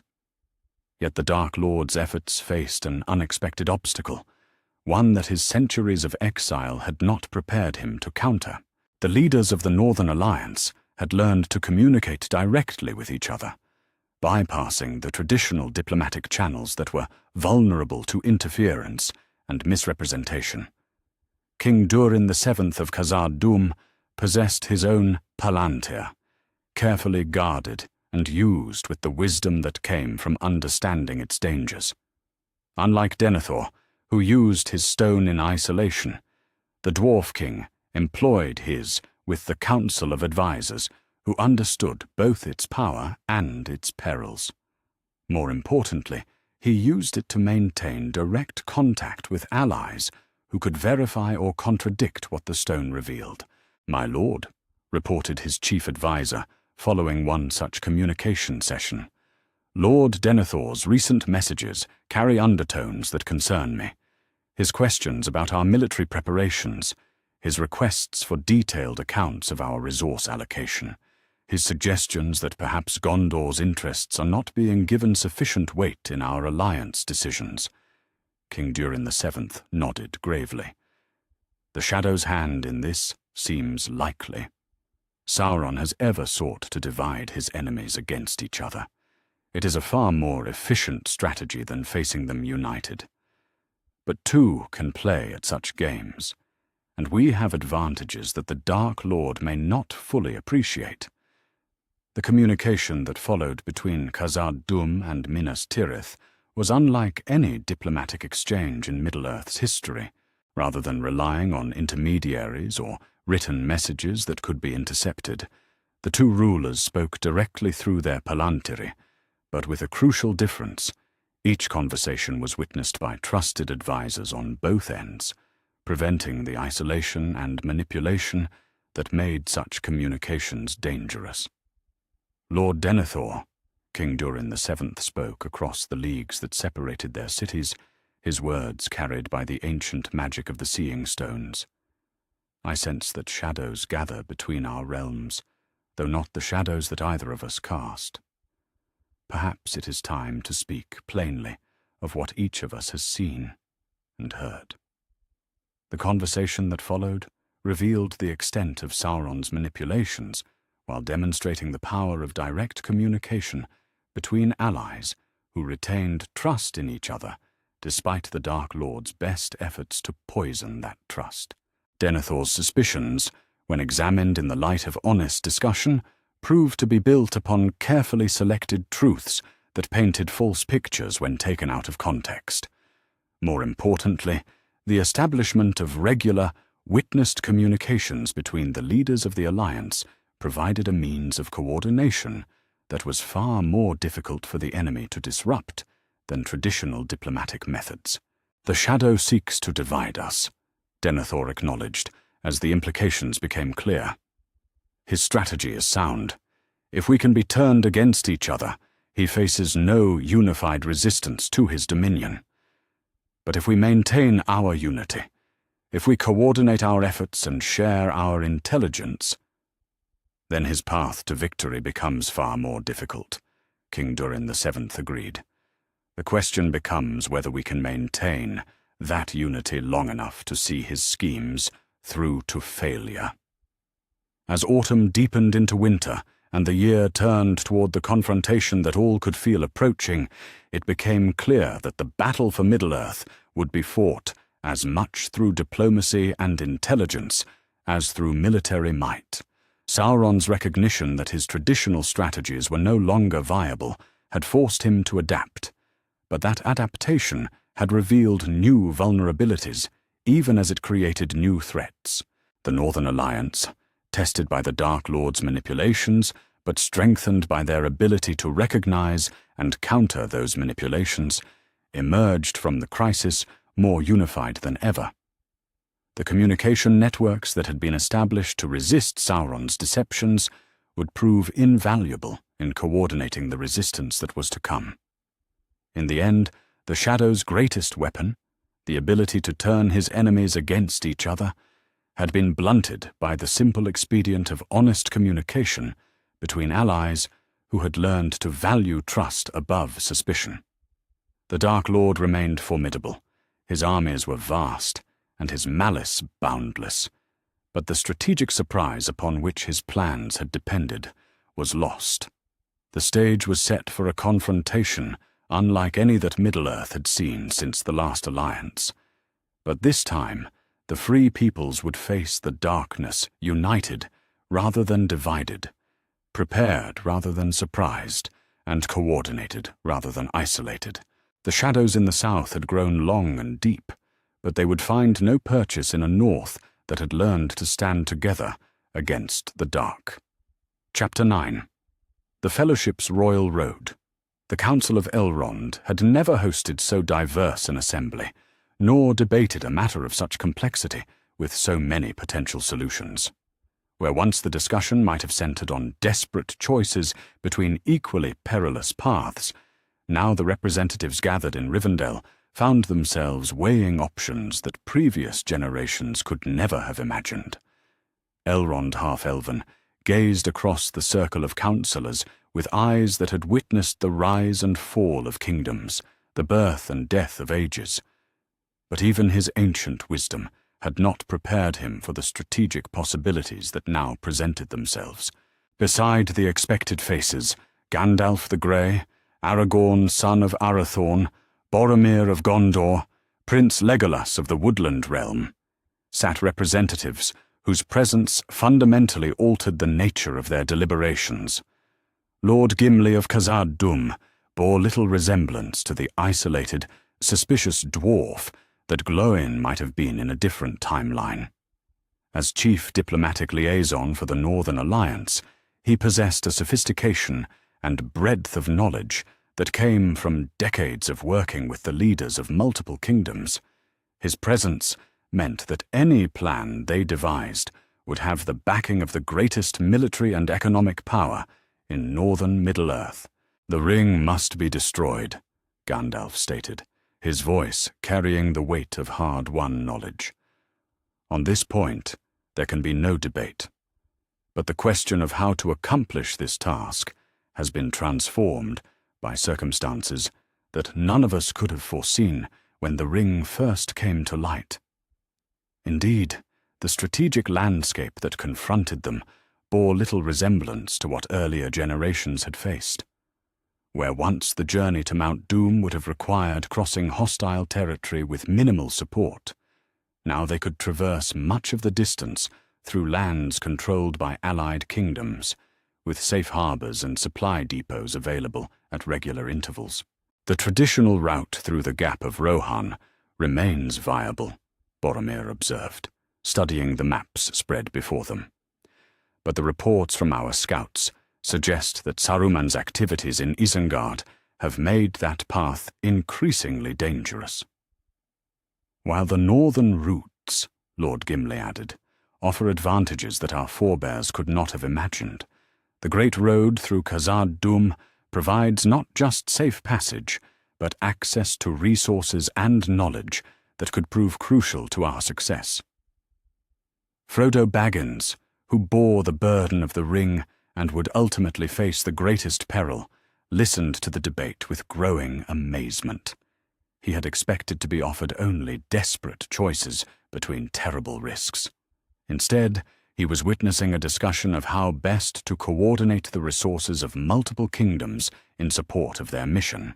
"Tell me of these resources," Elrond requested. "What assistance might the Mountain Kingdom provide beyond safe passage?" The answer came not just from Gimli, but from Gandalf himself, whose recent communications with the lore masters of Khazad-dûm had revealed possibilities that transformed his understanding of their options. "The ancient libraries of the Mountain Kingdom," the wizard explained, "contain records that were lost elsewhere during the long years of conflict and chaos. chronicles from the Second Age that detail not just the making of the Rings of Power, but their interactions, their weaknesses, and most importantly, the conditions under which they can be unmade. The implications were staggering. Where once their knowledge of the ring's destruction had been limited to legends and fragments, now they had access to comprehensive records maintained by scholars who had never faced the disruptions that had scattered such knowledge elsewhere. But perhaps more importantly, Gandalf continued, the Mountain Kingdom's artisans have developed techniques for working with materials touched by the ring's power. Mithril working that could provide protection against the ring's corruption. Alchemical knowledge that could prepare travelers for the fires of Mount Doom. Even cartographical resources that chart the safest approaches to Mordor itself. As the discussion continued, it became clear that the mission they were contemplating bore little resemblance to the desperate journey that might have been necessary in a less connected world. Instead of 9 companions traveling alone through hostile territory, they were planning a coordinated operation backed by the resources of multiple kingdoms and supported by intelligence networks that spanned Middle-earth. The Fellowship itself, proposed Aragorn, might be expanded beyond the traditional number. If we have the support of allied kingdoms, why limit ourselves to 9 when 12 or 15 might be more practical? But it was Frodo who provided the crucial insight that shaped their final decision. "No," he said quietly, his voice carrying despite its softness. "The ring itself is the greatest danger we face, not the enemies we might encounter along the way. Adding more people to our company increases the risk of corruption, of the ring finding new minds to influence and turn against our purpose."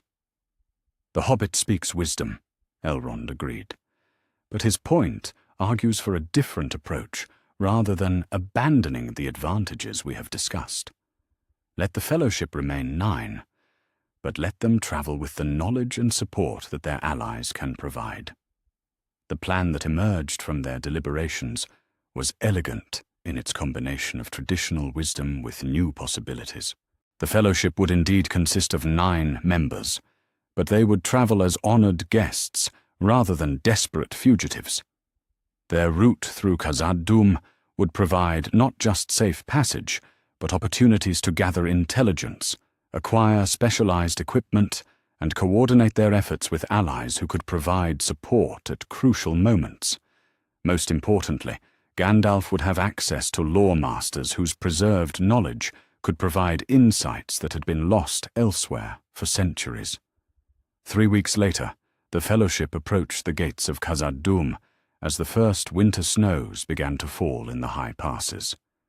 But where the journey in another timeline might have been a desperate flight from pursuit, now it had the character of a formal embassy undertaking a mission of utmost importance with the full support of allied kingdoms.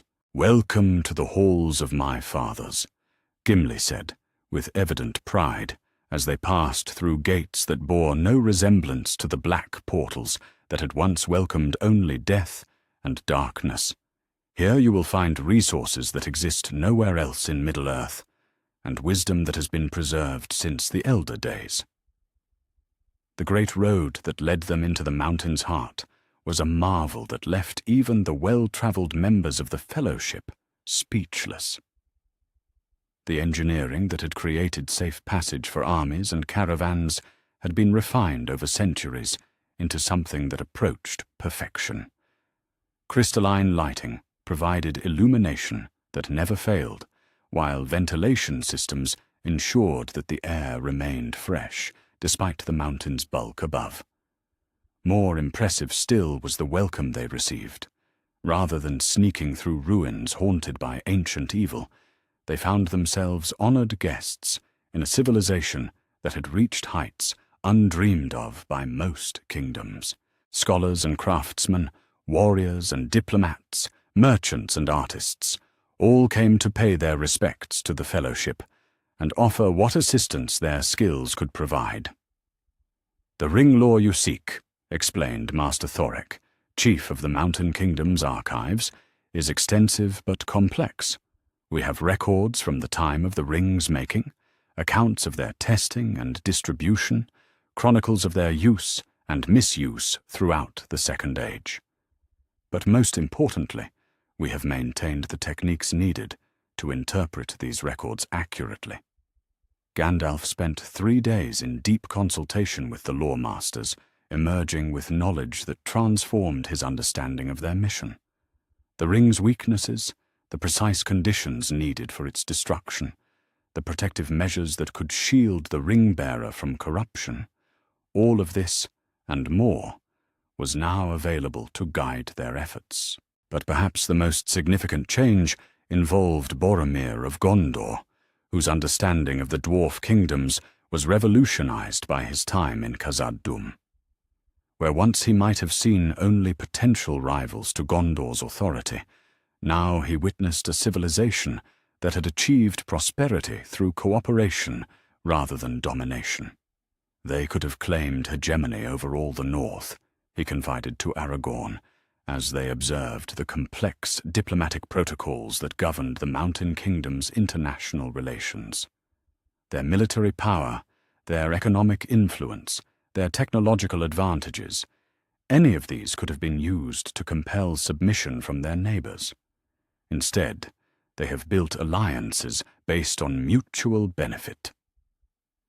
The insight would prove crucial in the trials to come, when the Ring's whispers spoke of power that could be used to protect Gondor, to restore the kingdom's ancient glory, to impose order upon a chaotic world. Boromir would remember the example of the dwarf lords who had achieved security through cooperation rather than conquest. "The ring offers power," he said to Frodo as they prepared to depart the Mountain Kingdom. "But I have seen a different kind of strength here. The strength that comes from being trusted rather than feared, from building rather than taking, from leading by example rather than by force." When the Fellowship finally emerged from the eastern gates of Khazad-dûm, they bore little resemblance to the desperate company that might have fled the mountain's ruins in another timeline. Their equipment had been upgraded with gear that could turn aside the sharpest blade and provide protection against even supernatural threats. Their knowledge had been supplemented with intelligence that could guide them safely through perils they would otherwise have faced blind. Most importantly, they carried with them the assurance that their mission had the backing of forces that could provide support when needed most. Signal fires would carry word of their progress across vast distances, while allied agents stationed along their route could provide assistance, intelligence, or rescue if circumstances required. "The hardest part remains ahead," Gandalf acknowledged, as they set their faces toward the distant bulk of the Efelduth and the fires that burned beyond. But we no longer face that hardship alone. Indeed, as they began their descent toward Lothlorien, not as fugitives seeking desperate refuge, but as allies coordinating with another crucial member of their coalition, it became clear that the ring's destruction would be attempted not by 9 individuals acting alone, but by 9 representatives of a unified alliance whose resources spanned the breadth of Middle-earth. The road to Mount Doom remained perilous, the ring's corruption remained a constant threat, and Sauron's power remained vast and terrible.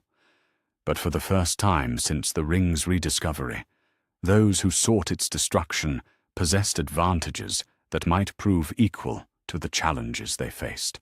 The Fellowship had taken the royal road through the halls of Durin, and they had emerged not diminished but strengthened, not alone, but supported by the greatest alliance the free peoples had ever forged. The final stages of their quest would test them as surely as any trial in Middle-earth's history, but they would face those tests with resources that no previous generation had possessed. The fate of the ring, and with it, the fate of Middle-earth itself, now rested not on desperate hope alone, but on the coordinated efforts of peoples who had learned that their strength lay not in standing apart, but in standing together against the darkness that threatened them all. Chapter 10. The Three-Front War. The horns of war echoed across 3 realms as the greatest coordinated military operation in Middle-earth's history began to unfold.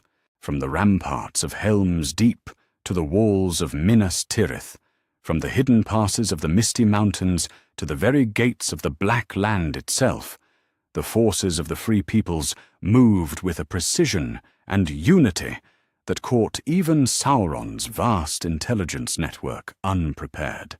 King Theoden of Rohan stood upon the battlements of the ancient fortress, watching the western horizon, where dust clouds marked the approach of armies beyond counting. But for the first time in generations, those armies came as allies rather than enemies, and their banners bore the devices of kingdoms united in common cause. "They come in time," breathed Aragorn, who stood beside the king as they watched the first elements of the relief force crest the ridge. The dwarf engineers from Khazad-dûm, just as they promised. Indeed, the sight that greeted the defenders of Helm's Deep bore little resemblance to the desperate last stand that might have been fought in another timeline, where once a few hundred men would have faced tens of thousands of Uruk-hai with little hope of survival. Now they commanded the walls of a fortress that had been strengthened by the finest military engineers in Middle-earth. The siege engines that Saruman's forces had dragged across the plains of Rohan found themselves facing counter-battery fire from weapons that surpassed anything the White Wizard had imagined possible. Ballistas forged in the depths of Khazad-dûm launched mithril-headed bolts that could punch through the heaviest armor, while catapults hurled specially prepared stones that shattered upon impact, filling the air with fragments that devastated tightly packed formations. "The Deeping Wall holds," reported Gimli as he climbed the stairs from the outer defenses, his axe gleaming with the black blood of Uruk-hai. "The dwarf work your engineers added has turned aside every assault. Saruman's ladders break against stone that will not yield, while his towers founder in the face of defensive measures he did not anticipate." But perhaps most importantly, the arrival of reinforcements had transformed the nature of the battle entirely.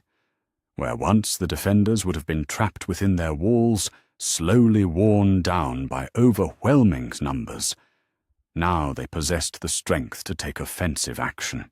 "Signal the advance," King Theoden commanded, as dawn broke over the battlefield. "Let us show these servants of Saruman what the Rohirrim can accomplish when they ride with allies at their side." The charge that followed would be remembered in song for generations, not as a desperate last gamble, but as the opening movement of a coordinated campaign that would sweep the enemy from the field. The horses of Rohan thundered down from the keep, but they were joined by dwarf warriors whose discipline and heavy armor allowed them to hold ground that cavalry alone could never have maintained. Behind them came engineers whose knowledge of siege warfare allowed them to turn Saruman's own weapons against their former masters. By midday, the forces that had seemed so overwhelming at dawn were in full retreat toward Isengard, leaving behind equipment and supplies that would prove valuable in the campaigns to come. But Helm's Deep was only one front in a war that spanned the breadth of Middle-earth. Far to the south, the Pelennor fields witnessed a convergence of forces that defied every calculation Sauron's strategists had made. Prince Imrahil of Dol Amroth stood beside Lord Denethor upon the walls of Minas Tirith, watching the deployment of armies that transformed the very meaning of siege warfare. Where once Gondor would have faced the vast host of Mordor alone, trusting to stone walls and desperate courage to hold back the tide of darkness, now they commanded the field with allies whose presence made victory not just possible, but inevitable. "The northern host approaches," announced a herald, his voice carrying clearly across the courtyard, despite the din of preparation that filled every corner of the city.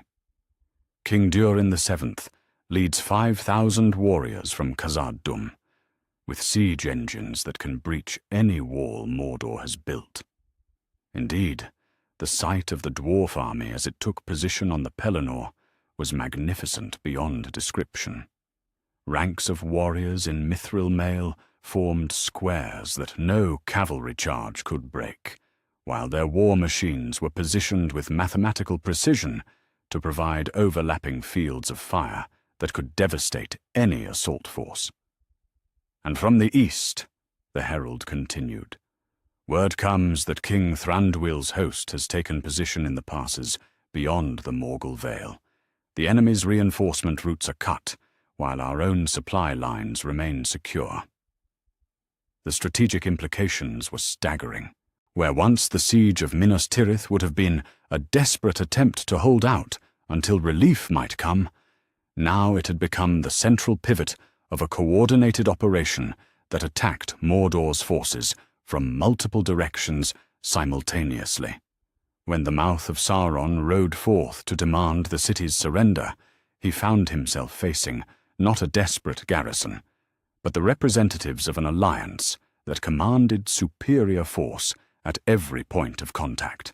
"The White City will fall," he declared with the arrogant confidence that had served the enemy's cause in so many previous conflicts.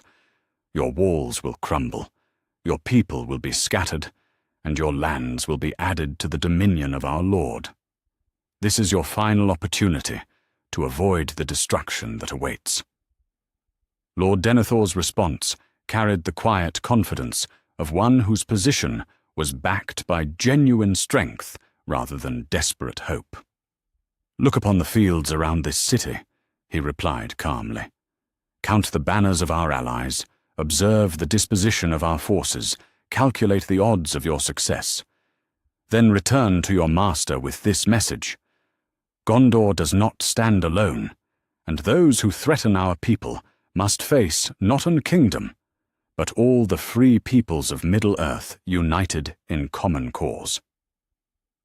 The battle that followed validated every element of their strategic planning. Mordor's assault, designed to overwhelm a single isolated city, found itself divided and weakened by the need to face attacks from multiple directions. The great siege towers that might have breached Minas Tirith's walls were destroyed by coordinated artillery fire before they could reach their targets. The cavalry charges that had broken so many previous battles were shattered against dwarf squares that stood firm as mountains.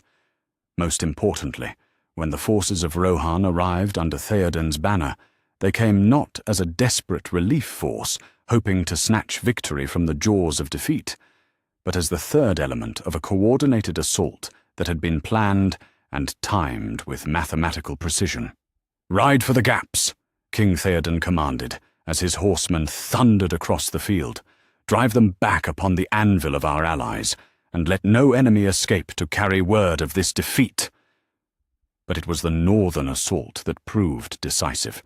While the armies of Gondor and Rohan held the attention of Mordor's defenders, King Durin VII's forces struck through mountain passes that Sauron's strategists had considered impassable. Dwarf engineering had carved roads where none had existed, while their siege engines had been transported across terrain that should have been impossible for such heavy equipment. "The northern gate," cried the watchers upon Barad-dûr as they observed the approaching dwarf host. "The mountain folk strike at our undefended flank." Indeed, Mordor's defences had been designed to face assault from the west and south, where traditional invasion routes provided the most likely approaches for enemy armies. The possibility that a major force might approach from the north through the trackless wastes of the Grey Mountains and the treacherous passes of the Misty Mountains had been dismissed as impractical by even the most paranoid of the Dark Lord's strategists. The dwarf army that now emerged from those supposedly impassable routes proved that assessment catastrophically wrong. Their siege engines, positioned on high ground that commanded Mordor's northern approaches, began a bombardment that reached deep into the Black Land itself.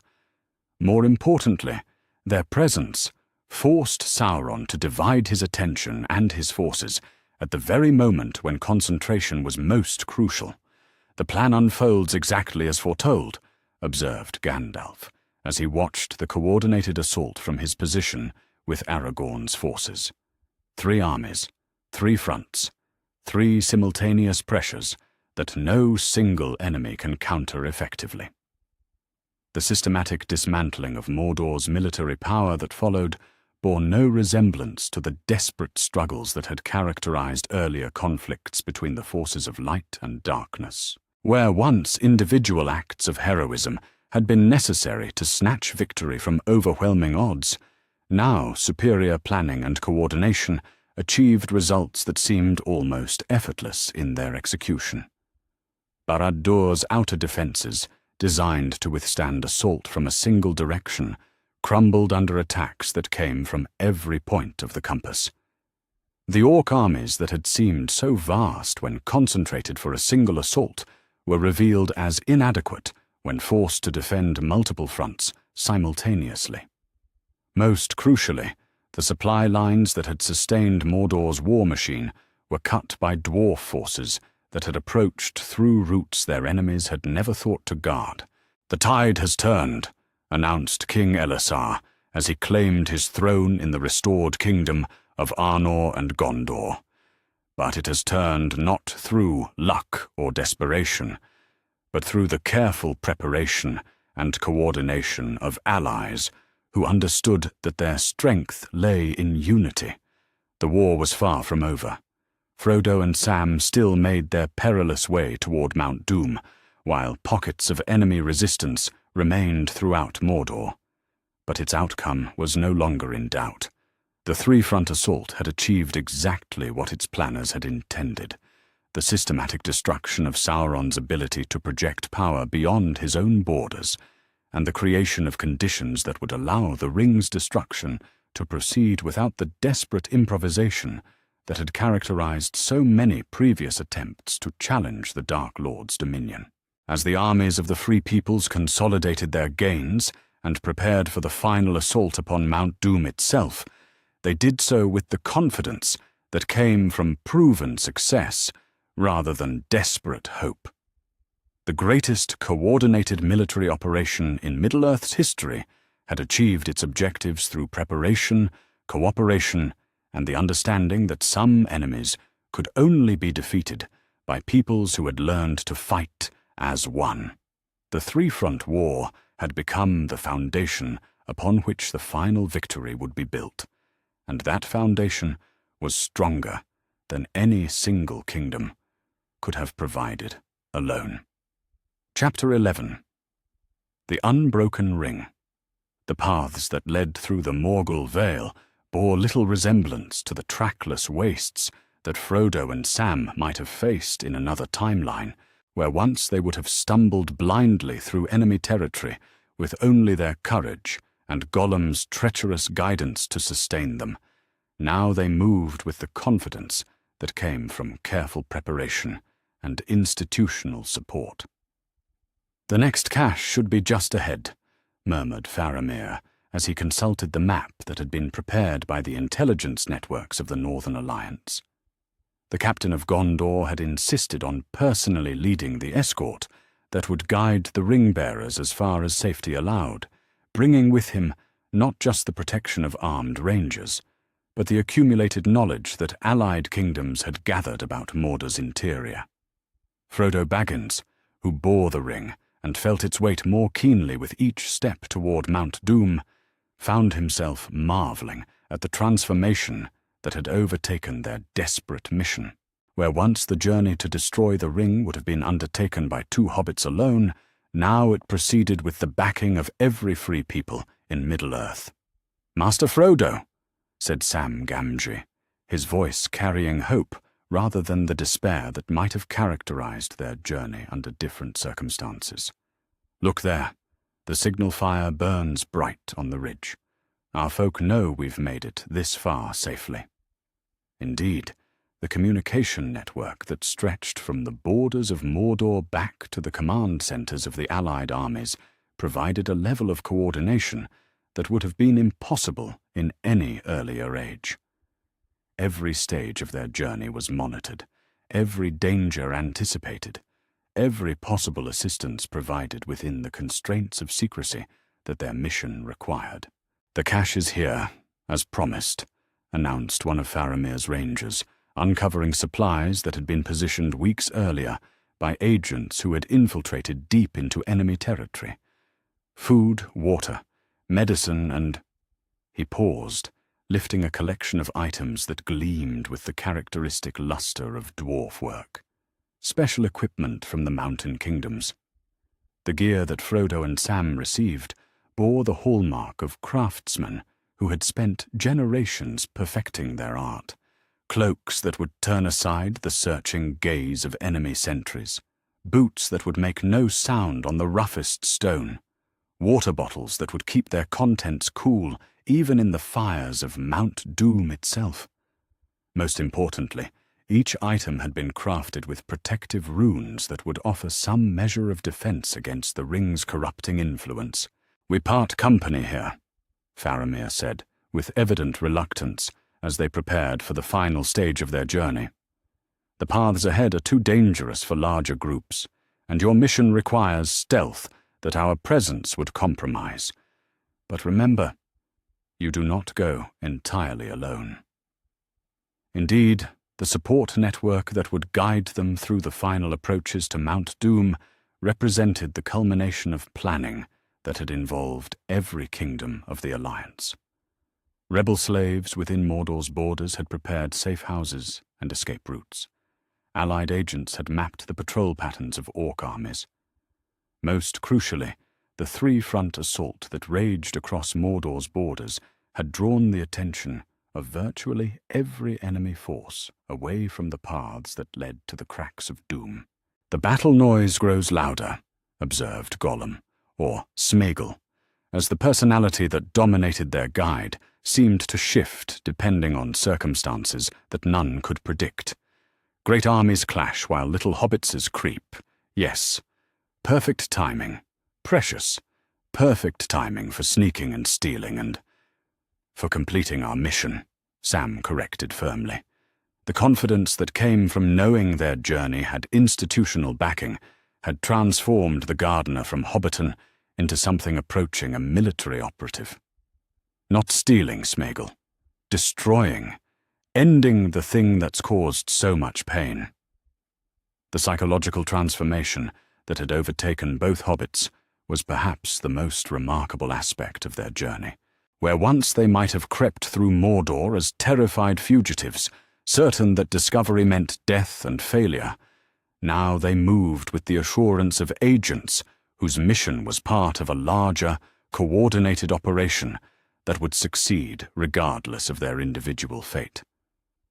That confidence proved crucial as they navigated the treacherous approaches to Mount Doom. The paths that in another timeline might have been choked with enemy forces were largely clear. As Sauron's attention remained fixed on the simultaneous assaults that threatened his realm from multiple directions, the few guards they encountered were easily avoided, or, when necessary, dealt with swiftly by techniques that Faramir's rangers had taught them during their preparation. "The mountain grows near," Frodo said, as the bulk of Mount Doom loomed before them, its fires casting an ominous glow that turned the sky itself red. I can feel the ring responding to its place of making." But where once the ring's influence might have overwhelmed a lone hobbit struggling against despair and exhaustion, now it faced a bearer who had been prepared for its assault. The protective gear crafted by dwarfsmiths offered some defense against its corruption, while the knowledge provided by lore masters had taught Frodo techniques for maintaining mental clarity even under the ring's most intense pressure. Most importantly, the confidence that came from knowing he was not alone, that his mission was supported by the greatest alliance in Middle-earth's history, provided a psychological foundation that the ring found difficult to undermine. "We can do this, Mr. Frodo," Sam said, with conviction that rang true, despite the hellish landscape that surrounded them. "We've come too far, with too much help, to fail now."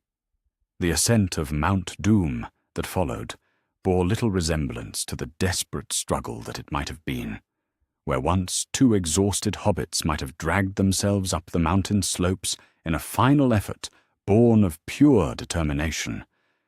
Now they climbed with the methodical precision of agents executing a carefully planned operation. The interior passages of the mountain had been mapped by intelligence networks that had spent months gathering information about every approach to the cracks of doom. The optimal route, the timing required to avoid the mountain's most violent eruptions, even the precise location where the ring would need to be dropped, all of this had been calculated and prepared with the thoroughness that characterized every aspect of the Alliance's planning. "There," breathed Frodo as they reached the chamber where the ring had been forged ages ago. The cracks of doom, the place where it all began, and where it will all end. But as he stood at the precipice, holding the ring above the fires that alone could destroy it, the full weight of its corruption struck him with force that even his preparation had not entirely anticipated. The ring's voice, speaking directly to his mind, painted visions of the power that could be his, the good that could be accomplished, the evils that could be prevented if only he claimed it rather than destroying it. In another timeline, that moment might have led to failure, to Frodo claiming the ring and alerting Sauron to his presence, forcing a desperate struggle that would have ended in catastrophe. But the psychological foundation provided by institutional support proved crucial. The knowledge that his mission was part of a larger plan, that victory did not depend on his individual heroism alone, gave him the strength to resist the ring's final temptation. "I cannot do this," he gasped, the ring burning in his hand. "It is too strong, too—" "Then we do it together," Sam declared, stepping forward to place his own hands around Frodo's. "You're not alone, Mr. Frodo. None of us are alone anymore." The moment when the ring fell into the fires of Mount Doom was witnessed not just by two hobbits, but by the agents of the Alliance who had positioned themselves to ensure that the mission succeeded regardless of individual circumstances. Signal fires carried word of their success across vast distances in a matter of minutes, while extraction teams moved immediately to ensure the ring-bearer's safe escape from the collapsing mountain. The destruction of the ring triggered effects that rippled across every front of the war simultaneously. In the north, the dwarf armies that had been slowly grinding through Mordor's defenses suddenly found their enemies collapsing in confusion and terror. On the Pelennor fields, the forces of darkness that had seemed so implacable moments before began to flee in panic as their connection to the Dark Lord's will was severed. Throughout Middle-earth, the creatures and servants of the Shadow found themselves suddenly bereft of the coordination and purpose that had made them formidable. "It is done," announced Gandalf as he received word of the ring's destruction through the communication networks that spanned the Alliance. "Sauron is defeated, his ring unmade, his power broken forever." But the victory that followed bore little resemblance to the Pyrrhic triumph that might have been achieved through individual heroism alone. Instead, it represented the systematic success of planning and coordination that had involved every free people of Middle-earth. The collapse of Sauron's empire was not a narrow escape snatched from the jaws of defeat, but the inevitable result of superior strategy executed with precision and supported by resources that no previous generation had possessed. The armies of Mordor, deprived of their master's will, and finding themselves surrounded by enemies on every front, collapsed in chaos that made pursuit unnecessary. The strongholds that had threatened the free peoples for centuries fell not to desperate assault, but to systematic siege by forces that possessed overwhelming advantages in equipment, coordination, and morale. Most remarkably, the victory was achieved with casualties that were minimal by the standards of such conflicts. The coordination that had characterized every aspect of the Alliance's strategy had enabled them to achieve maximum effect with minimum loss, proving that superior planning could indeed triumph over superior numbers. "The ring is destroyed," Frodo said simply, as he was carried from the ruins of Mount Doom by eagles whose arrival had been coordinated with the timing of the mission itself. "The shadow is lifted, and Middle-earth is free." But the freedom that had been won was not the desperate, narrow victory of individual heroes holding back overwhelming darkness.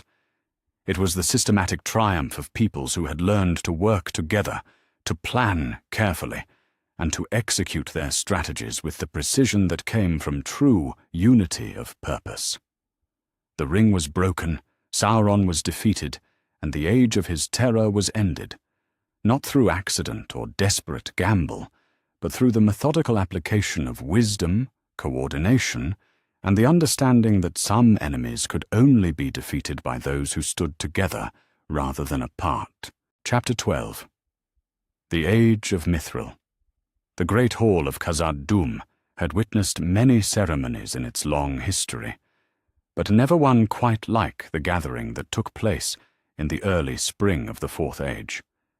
Representatives of every free people of Middle-earth had come to witness the formal establishment of what historians would later call the Continental Alliance, a confederation of kingdoms united not by conquest or tribute, but by the shared recognition that their prosperity depended upon each other's success.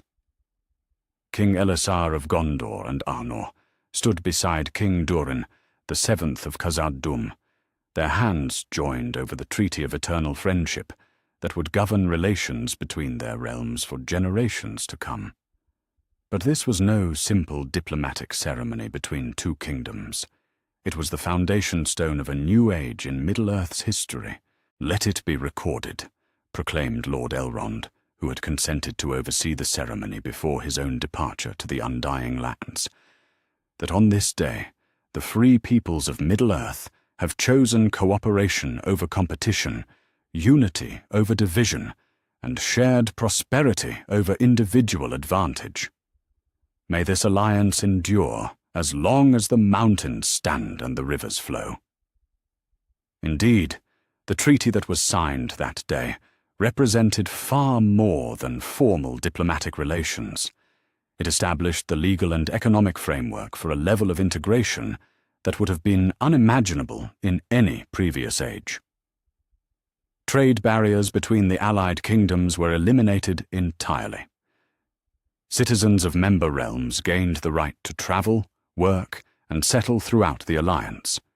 Most remarkably, a common currency backed by the mithril reserves of Khazad-dûm would facilitate commerce on a scale that dwarfed anything Middle-earth had ever known. "The Great Road," observed Gimli, son of Glóin, who now served as the first Ambassador General of the Continental Alliance, "has become more than a highway through the mountains. It is the spine upon which a new civilization has been built." The truth of his observation was evident to anyone who traveled the routes that connected the Alliance kingdoms. Where once the Misty Mountains had divided Middle-earth into isolated regions, now they served as the foundation for a transportation network that spanned the continent. The original Great Road through Khazad-dûm had been supplemented by branch routes that connected every major settlement from the Grey Havens to the Sea of Rhûn.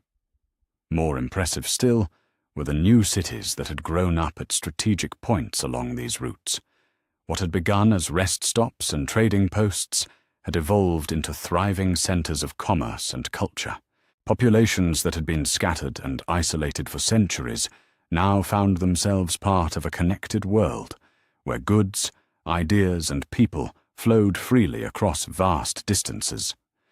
"Look there," pointed Master Samwise Gamgee, now mayor of the Shire, but also an honored member of the Alliance Council, as he stood with a delegation touring one of these new settlements. "That's a Rohirrim horse breeder, working with a dwarf smith to design new tack that can handle the loads needed for long-distance trade. And over there, Gondorian engineers are consulting with Shire folk about improvements to watermill design." The sight would have been impossible in any earlier age, not just because of the practical barriers that had once existed, but because of the cultural barriers that had kept the free peoples suspicious of each other's motives.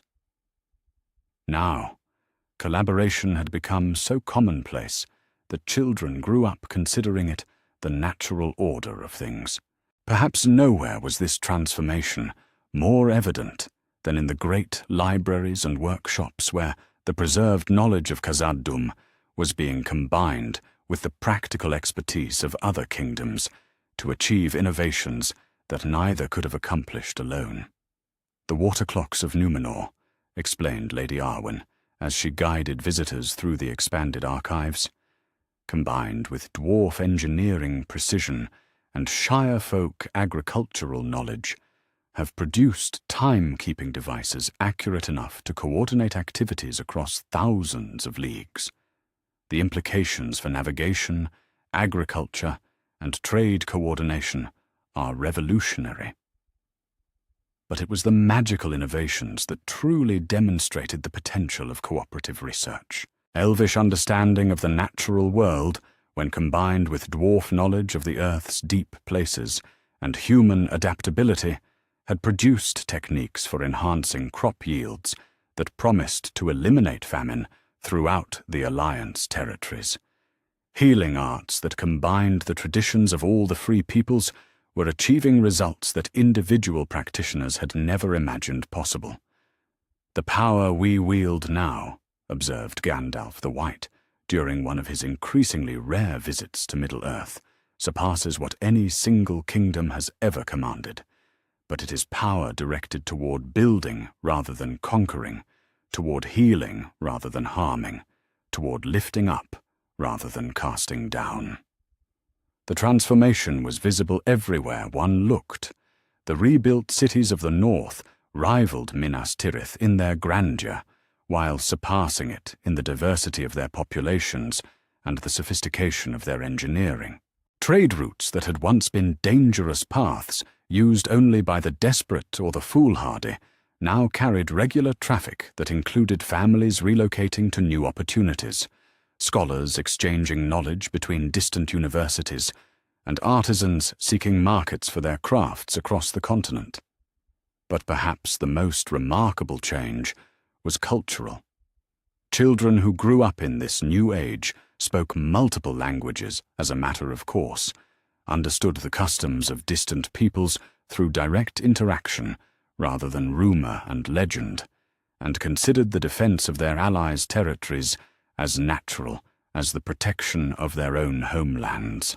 "My grandfather would not have believed it possible," mused Prince Faramir of Ithilien, as he watched a company of dwarf children playing with human and elvish playmates in the gardens of Minas Tirith. 3 generations ago, such a sight would have required a formal diplomatic occasion. Now it is simply Tuesday afternoon in the capital. As the seasons turned, and the Fourth Age progressed from its hopeful beginning toward its full flowering, it became clear that the changes wrought by the survival of Khazad-dûm had created something unprecedented in Middle-earth's long history. Not just an alliance between kingdoms, but a genuine civilization that transcended the boundaries of race and region. The economic prosperity was staggering by any historical standard. The coordination of agricultural production across diverse climates had eliminated the famines that had periodically devastated earlier ages. The sharing of technological knowledge had raised the standard of living for common folk to levels that their ancestors would have considered princely luxury. Most remarkably, the integration of magical and mundane techniques had extended human lifespans and reduced the diseases that had once claimed so many lives. But it was the visit from the Undying Lands that truly marked the transformation as complete. The ship that arrived at the Grey Havens in the 37th year of the Fourth Age bore passengers who had not set foot in Middle-earth for centuries. Lord Manwë himself, greatest of the Valar, had come to witness what the free peoples had built in the aftermath of the Shadow's defeat. "We had hoped," he said to the assembled representatives of the Continental Alliance as they gathered in the great amphitheatre that had been constructed for the occasion, "that the defeat of Sauron would bring peace to Middle-earth. But what you have achieved surpasses our most optimistic expectations." Indeed, the civilization that the Valar Lord observed bore little resemblance to the Middle-earth of previous ages.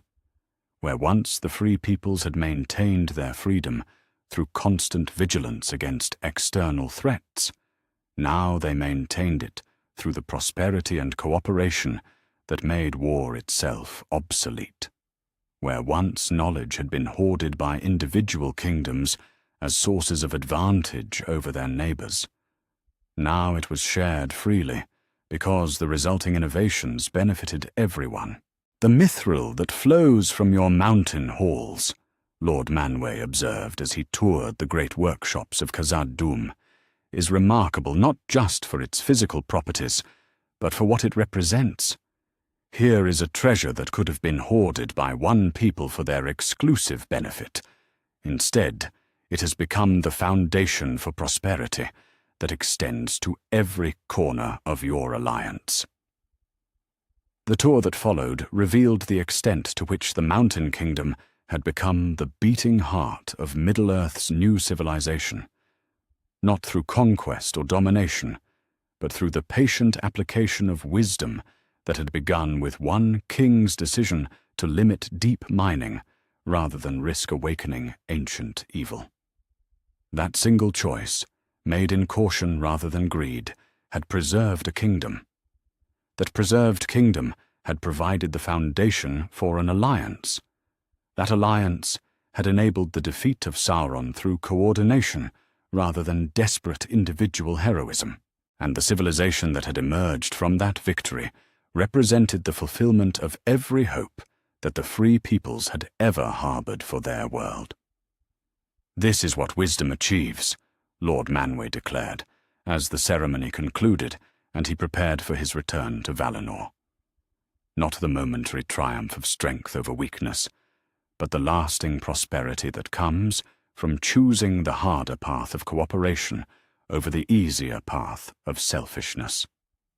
As his ship disappeared beyond the western horizon, carrying word of Middle-earth's transformation to the powers themselves, those who remained behind could take satisfaction in knowing that they had not merely survived the darkness, they had created something from its ashes that was truly worthy of preservation. The Fourth Age had begun, and it was an age of mithril, not just the precious metal that flowed from the mountain's depths, but the precious understanding that some treasures grew more valuable when shared rather than hoarded. The free peoples of Middle-earth had learned that lesson well, and they had built upon it a civilization that would endure for all the ages yet to come. In the halls of Khazad-dûm, where it all began with one wise king's decision to exercise restraint rather than risk catastrophe, the forges rang with the sound of creation rather than preparation for war. And in that ringing could be heard the promise that wisdom, carefully applied and patiently maintained, could indeed reshape the very foundations of the world.